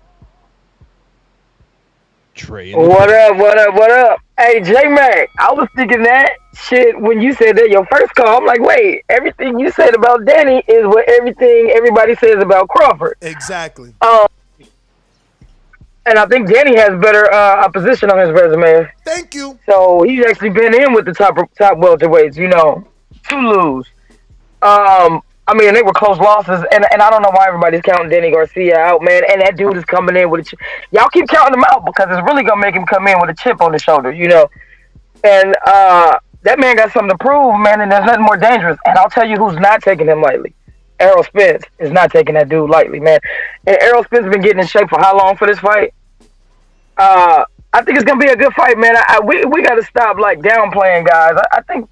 Man, listen, Danny can fuck anybody up, bro. Let's be honest. Errol Spence is a good fighter. Danny's a good fighter. We about to get a good fight. I can't wait to see it. I don't know who wins, y'all. I don't know who wins. That's my call. You can't touch me. You're not man enough. All right. Real quick, before you go to the next caller, we got to do the dance one more time because Eric Grimy 1 has become a prospect. Welcome. Eric, champ. Let's go. Vamos, campeón. Yo. Shout out to Hector, too. I know y'all got that one, but. Yeah, heck, man. J-Mac, I said you had 3 boomerangs, meaning you had 3 calls. Your own first, nice, free, cheesy call. Then your other call from Boomerang, or rather Mastermind Supermax. And then your third from White Boy Boomerang, champ. That is right. Push it to the limit. But he's saying you counting my counter punch as a call. I don't know. If that's the truth, then we got you. We're going to Supermax. What up? It's fight week. It's fight week. Oloki, you are next, my friend. Por eso lo vuelvo a repetir. La era del Canelo la mejor porque peleó con los mejores. La suerte es para los mediocres, my friend. BoxingWiz.com. Yo, good morning. What up, TBV? Buenos dias. What up, Supermax? What up? So, check this out, man. Danny Garcia, Ness, I sent you the people. He tends to perform way better when he's the betting underdog. It seems like when the pressure's off him to be the favorite. He was the favorite versus Porter and versus Mauricio Herrera, and we saw how those performances went. Although some people argue he beat Porter. So I expect a very good fight, and it's up in the air. I'd like to say that Errol's going to win. I don't think he's going to stop Danny. Danny seems to have an ironclad chin. But yeah, it's fight week, baby. We hit the road 2 more days till we get on the road. Be down in Dallas, meet up with everybody. It's going to be great. If you haven't checked out my unmarked interview, check that out, man. It's a great interview. Supermax, thanks for calling. And J-Mac. What up?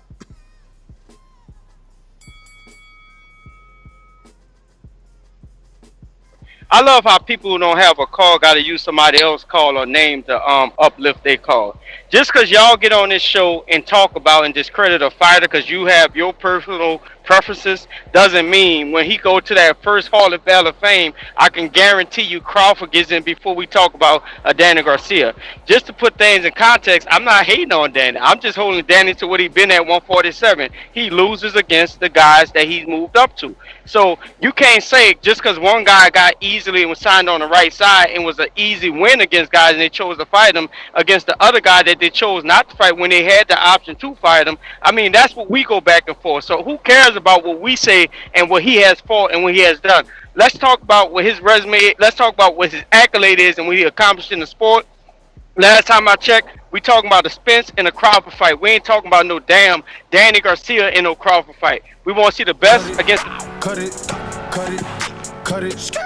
So, based off this, if you're looking at Floyd, or rather Ricky Hatton, right? What is this? Floyd. This is all his resume. Okay. Crowd Frotch, Leo.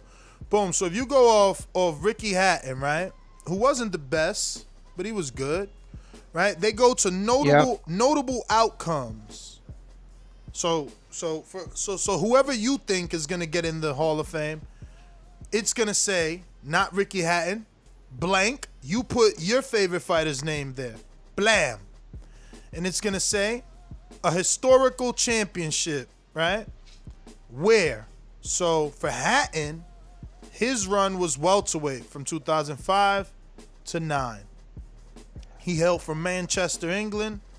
You know, what is it? Lancashire, something like that. You guys can help me. He had a record of 45 Lancaster and 32 KOs. Okay, 45-3 and 32 KOs.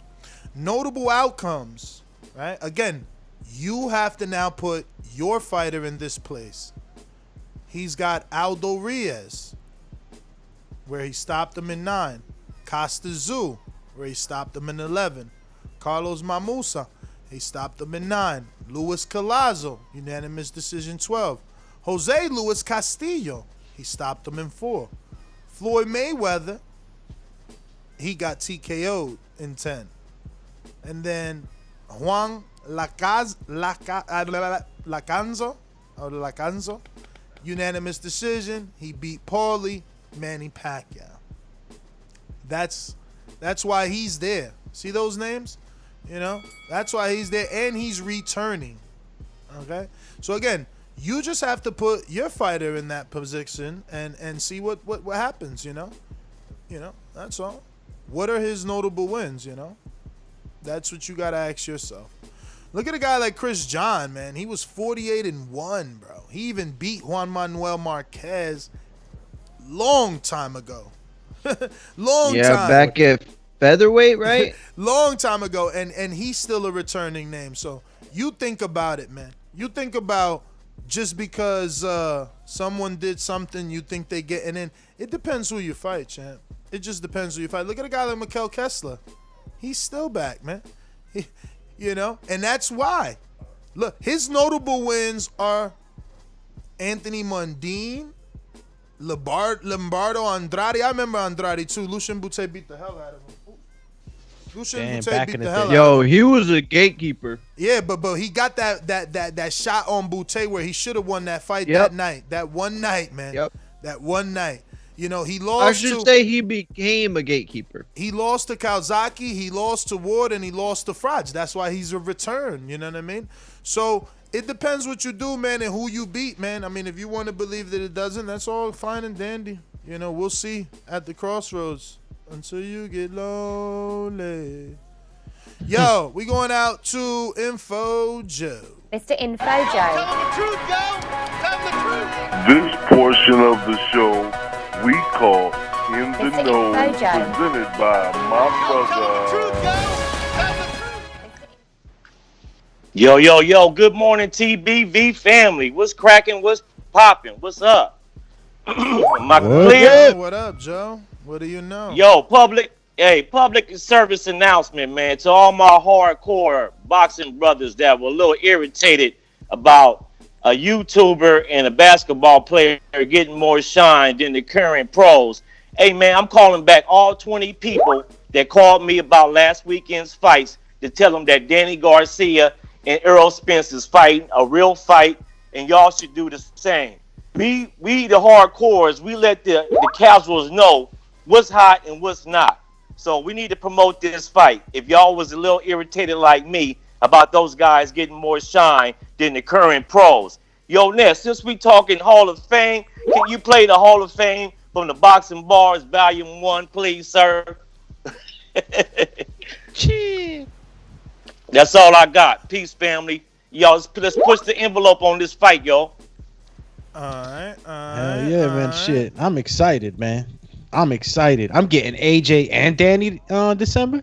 Woo. We're killing them right now, man. We're going to finish the year strong in boxing. Hey, pass that shit, man. That's that good kush, huh, Stainless? Yeah, we in here. TBV in the house.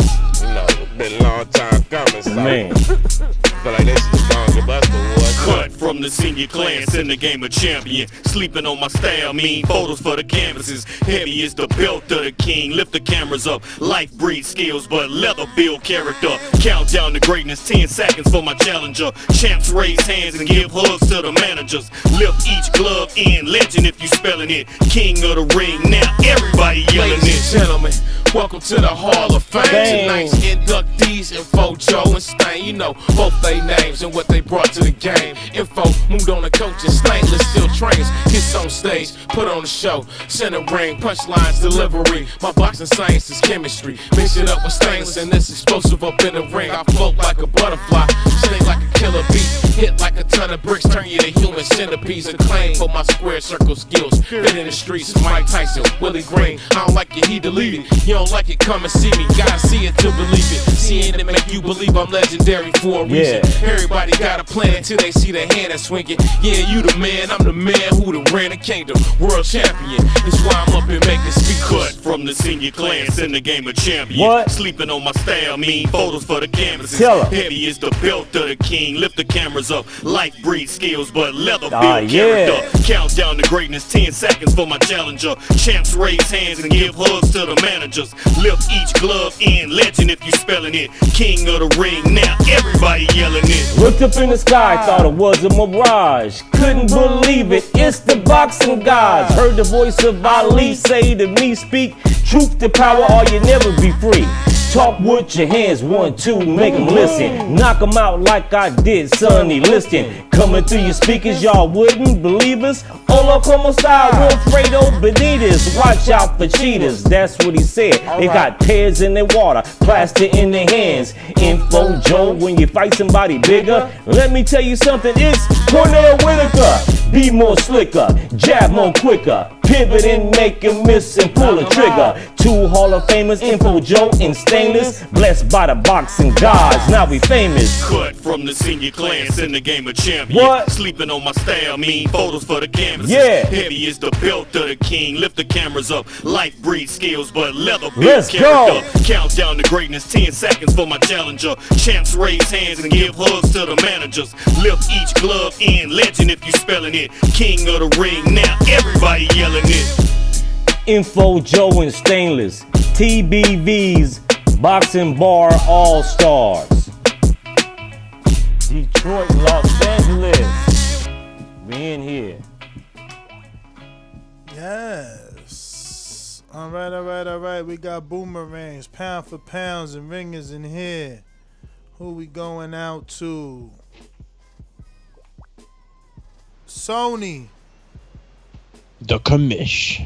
Stainless boomerang when he ain't here. You want it? No, I'm all good. Thanks a lot. Peace and love. Hey, what happened? Stone Bone. What up? What up? What up? Yeah, but that was a little skit from the Dave Chappelle where they had the race draft and they was trading and all of that. It was so funny, man. Y'all should go back and check that out. Give you a good laugh. Watch some old Chappelle. Some breaking news just came across. The Mexican fan base, they couldn't find trade partners, so they have officially cut Chavez Jr. and Gennady Golovkin. So the Mexican fan base have cut Chavez Jr. and Gennady Golovkin. And me, the president of the black fan base, I propose a package deal. You can have Dillian White and Dominic Brazil for Caleb Plant. You know, we looking for deals out here. We're making boxing great again. But no, man, Danny is on borderline Hall of Fame. He's a Hall of Famer. But that's a funny topic. Cut it. Caleb Plant has been adopted. You know, no one says that. You know what I mean? He's gonna give the best of both worlds. Caleb Plant Caleb Plant is in good. You know what I'm saying? Let's not act like he not. You know what I mean? Like, Caleb's my man. Like, yo, I remember the sparring footage. He he from the hood too, somewhere in Nashville, because I seen him in the projects or at least low income housing, bruh, throwing hands with a big dude years ago in the street, just like Earl did the hard to the body. You know, yeah, man, Keller from the roads, man. So he get the best of both worlds, in my opinion. You know, he swaggled out. You know what I'm saying? So he got, you know, look, Caleb got sold, man. Everybody know that. So he gonna be all right, man. That's why he got offered two Canelo fights already, bro. 2 Canelo fights already, man. Everybody sees 2 golden tickets. How do you get that? Two Canelo fights already. Everybody sees it. And what's the biggest name on his resume? It was Tatagi. You know what I'm saying? So, no, Caleb. Wi-Fi password. Wi-Fi password. Yeah. Caleb, you know, he gets that love, man. He gets that love from everywhere, bro. Everywhere. Shout out to Caleb, man. He said everything he said, he achieved it in a little bit of time, too. Little bit of fights, man. He did that. Became a world champ. Took on a dude that people respect. So yeah. Whoa. See, this is where my wrench is at. My man out here wilding and shit. Victor, whatever, hating. See, it's so crazy. Ah, Victor, so come crazy. on, So champ. crazy in the 20th century. Like we still talking crazy. Check this out. I'm gonna time you out, all right, Counterpunch. Victor. Just I come already back. did that. Come back when you cooled out. I already did that, man. Trey in the Bay, what up? Counterpunch. Hey, Ness, you can't speak for everybody. Everybody ain't adopted old Caleb Plant there yet. I still got to feel a little more from him, man. I do got a tad bit more respect for him than I used to. You can ask everybody on the back call. Let me ask you this I was a big Caleb Plant. Let me ask you this question. Disrespectful. Let me ask you this question, though. When you think of Caleb Plant, do you think of riff-raff, motherfucker. That's who I think of. Riff-raff. Do you think of Tyson Fury or Billy Joe Saunders or No. I don't know. Exactly. You don't. Hey, I just told you must don't know who Riff-Raff is. You need to Google that. I know who Riff Raff is from MTV, and hell no, he looks nothing like him, and he acts nothing like him. Riff Raff is just that. That's him. He's a weirdo, you know. I don't think Caleb is a weirdo.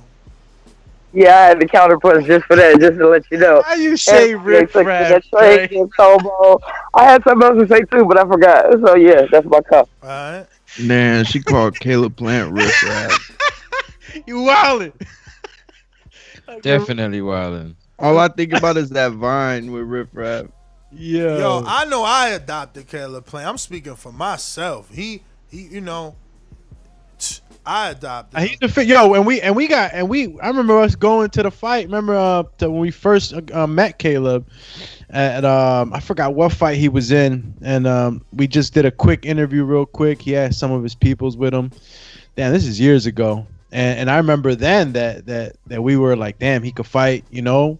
Yo, swag is swag. I look beyond all that, man. The kid has swag. You know what I'm saying? And you could tell that he was gonna become something great. And at that time, I remember Ness asked him like, "Oh, so you take the Triple G fight now?"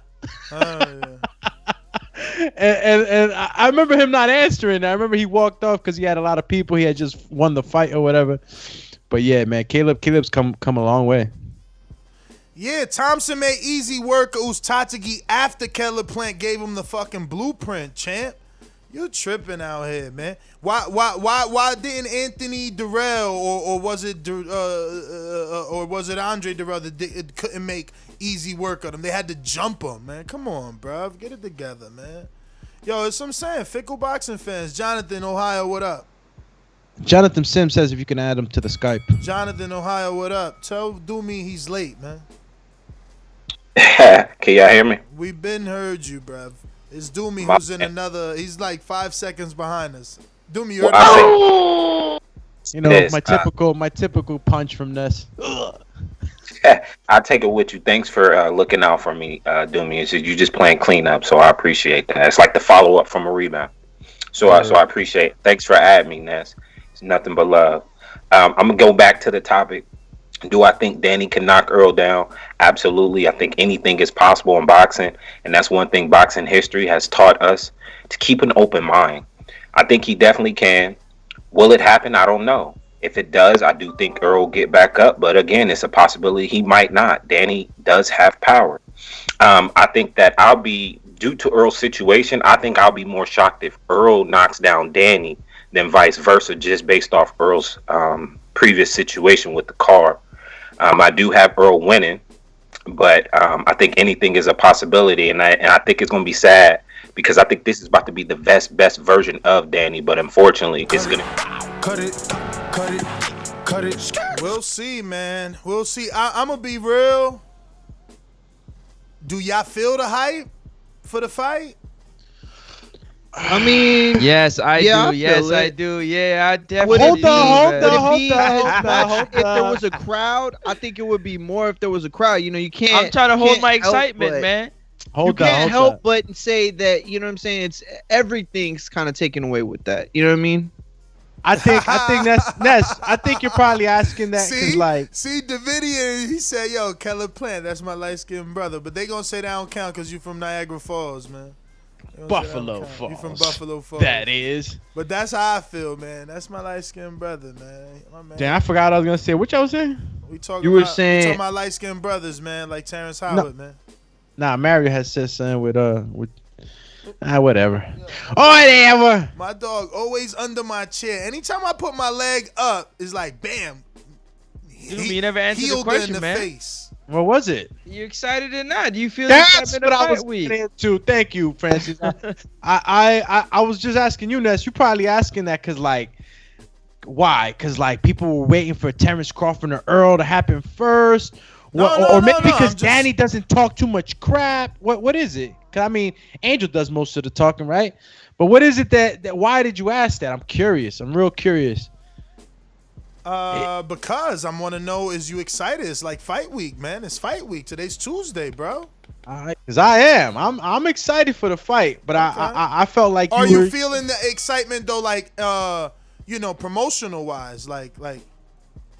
I mean, I've looked at a couple of the a couple of the training. I forget the name of the actual production. Yo, speaking of excitement, I want to give a quick shout out to Carlito. Let's go! He's our three-time TBV Pick'em League winner, man. Listen, I gave Naja a lot of praise, but the one time that she got in the pro, she got kicked like a pro, man. They kicked her butt like a pro. So, she couldn't win the bag. So, it was easy for her to win without the pressure. But once the lights got under, and there's only one guy that's consistent, man. That's three-time champ, Carlito. Shout out to everybody in the TBV Pick'em League. This week is going to be bananas. Obviously, you got a big fight. I know a lot of you seem to be wanting to ride with the favorite. That's what it's sounding like. Everybody's going with the favorite as the safe pick. But for those guys, King Born, you hear me?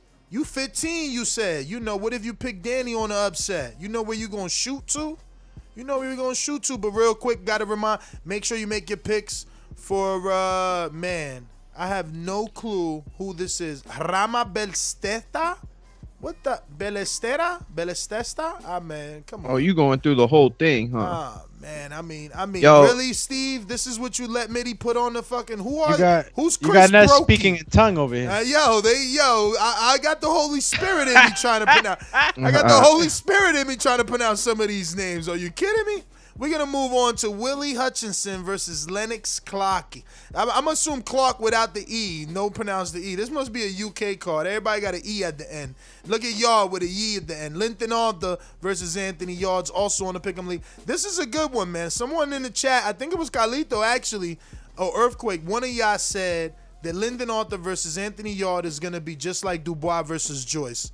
Raise your hand if you said that. I seen one of y'all said that. Don't trip. Don't lie. Keep it real. Miguel Flores, we also got that on the Pick'em League. Josecito Lopez is back this week, and he's versus Chi Santana. Again, you can separate yourself here.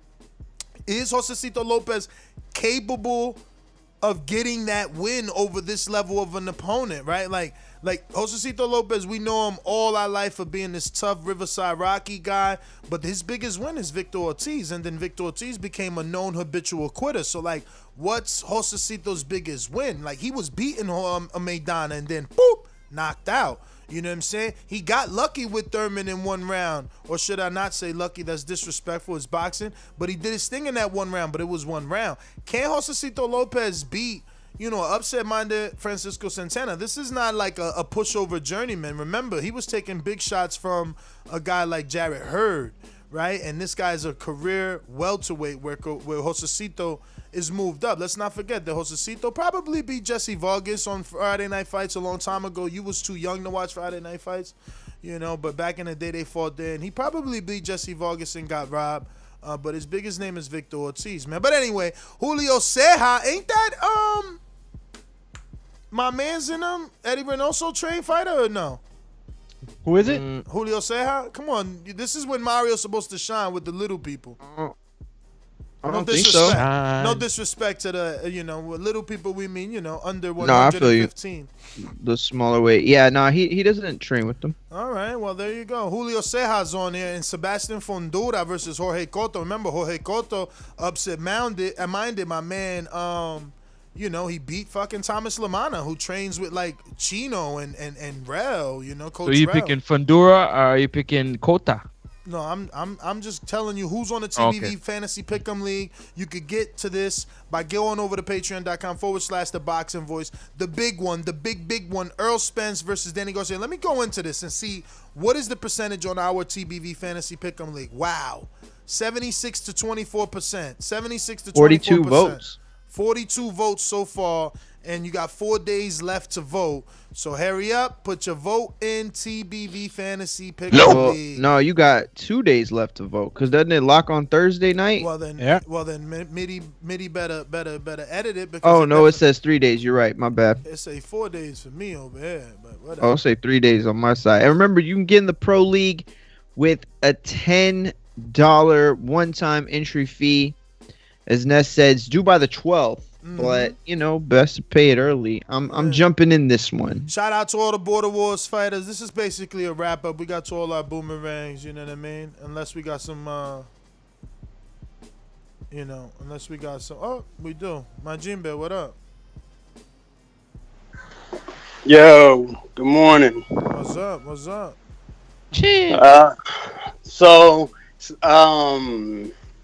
Salas is actually the one that trained Cejas.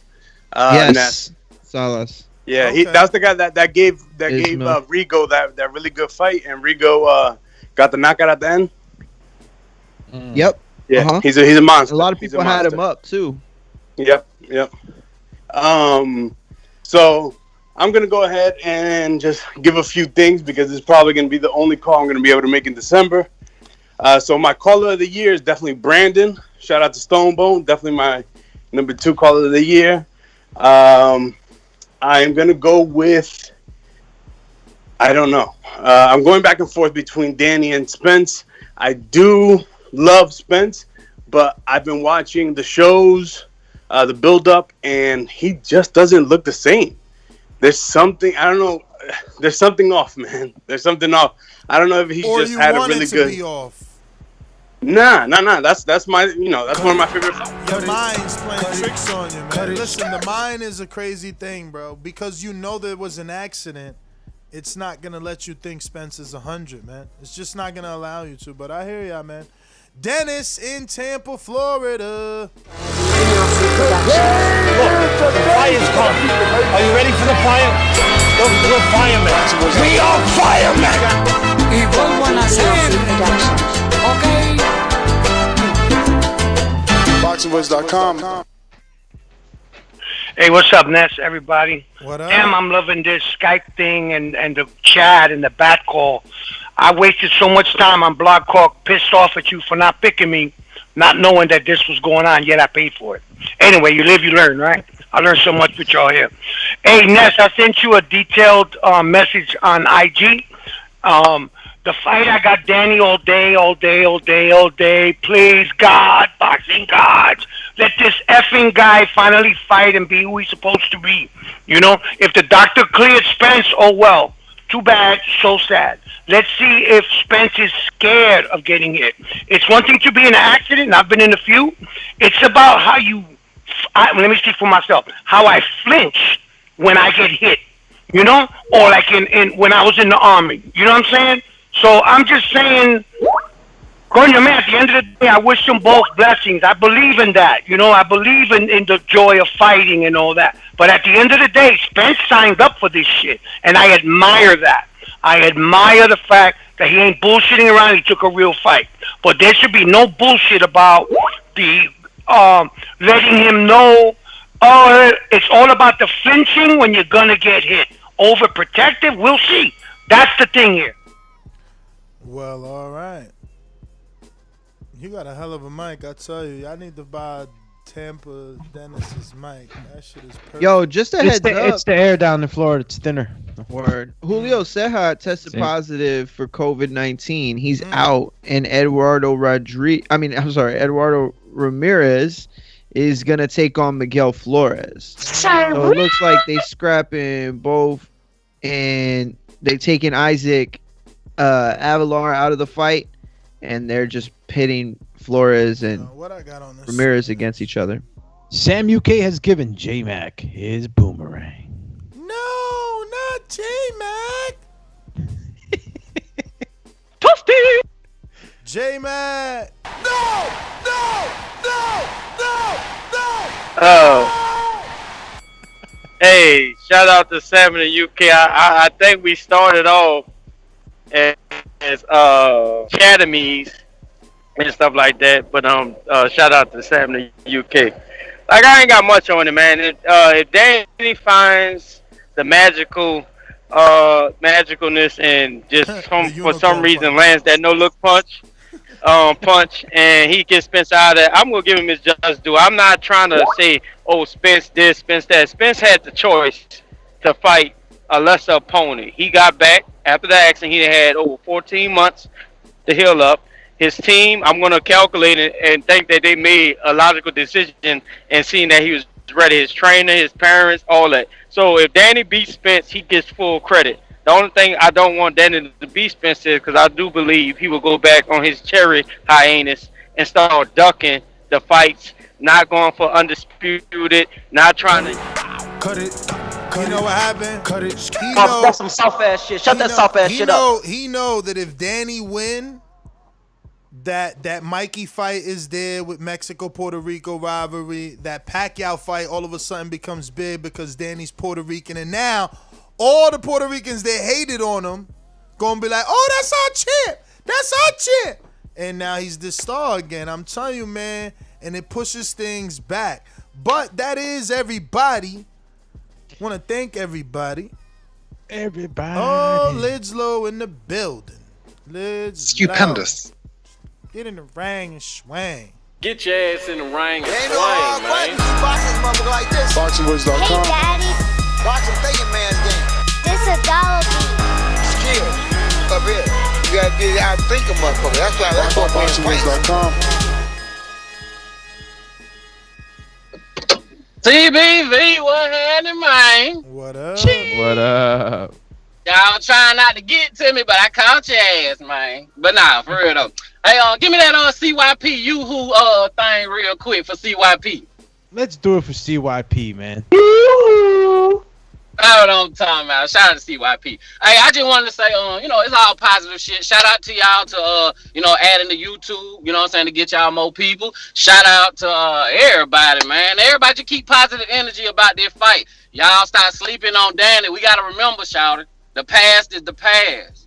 You understand me? If y'all been paying attention how Danny been working out and shit, like I say, do y'all homework. Don't just because we know what motherfuckers used to be and how they are. Motherfucker, every fight is a different fight. Every fight is a different fight. So y'all just be more positive about this shit. We got some good pox, and we ain't got Jake Paul again since y'all didn't like that. You dig? I didn't like it neither, be honest. I ain't caring about it. But, it is what it is. So shout out to everybody. Keep this shit 100, and I'll catch y'all on the next one. I'm out. Shout out to Baldy and DBIC Jet So. Wait. So who you going with? You talking about did your homework and do your homework? Who you going with? Oh, I'm still giving the edge to Danny. I forgot who that other caller was. Oh, you going for Danny? Yeah, yeah. I got Danny by a slide. I got him by a slide. And like dude said, something about Earl don't look right. I didn't want to say that. but he got a point, and I'm gonna leave it at that. You know what I'm saying? But do your own work and go by your own judgment. It's nice that we got these boxing shows to tell us stuff, but you gotta remember, go by your own shit. Shout out to everybody. I'm out, man. Y'all stay up. All right. That's right, man. You got to do your homework. Yo, Dan, when he said Danny's been working now, he's been doing some crazy workouts, man, and I see him solid. He looks strong as hell. But real quick, Ohio Runs Boxing did hit us with a super chat. Champ, my Ohio boys, Ray Boom Boom Mancini and Aaron Pryor, Hall of Famers. How many notable wins do they have on their resumes, Ness? Dog, you know I ain't no historian. I ain't no historian. You got to tell us that, Marcus. Come on, Marcus. You know, boom, boom. You know, you got to tell us that. Yeah, I'm guessing they didn't have too many notable wins, right? I don't know. He got to, but they probably gave good fights. No, I'm pretty sure Ohio Runs Boxing is gonna say they had some notable wins. I believe so. Yeah, I would imagine Aaron Pryor. Probably. They said Lil Webby on the phone. Hey, yo, Lids, they call No G in Dallas said, we got Lil Webby on the phone. Yo, that's everybody, I think, now, right? Let me double check. My Gmail beat Alexis Garguello twice. There you go. Notable wins, man. Notable wins. See, I knew he wasn't coming for me, man. He helping me with the argument. Listen, we going out to Boomerang. Wajimbe. Yo, so you know what's crazy? That these guys that preach the eye test, none of them have won. None of them have won the Pick'em League. So how good is your eye? You know no, and there's a lot of back call dudes that don't join. They just in the back call making a lot of noise. But only Brandon, man. Only Brandon showed and me. What you talking about? I won. Nah, you ain't win. Yes, I did. You got paid? Yeah, I got paid. Oh, all right, my bad. Damn, you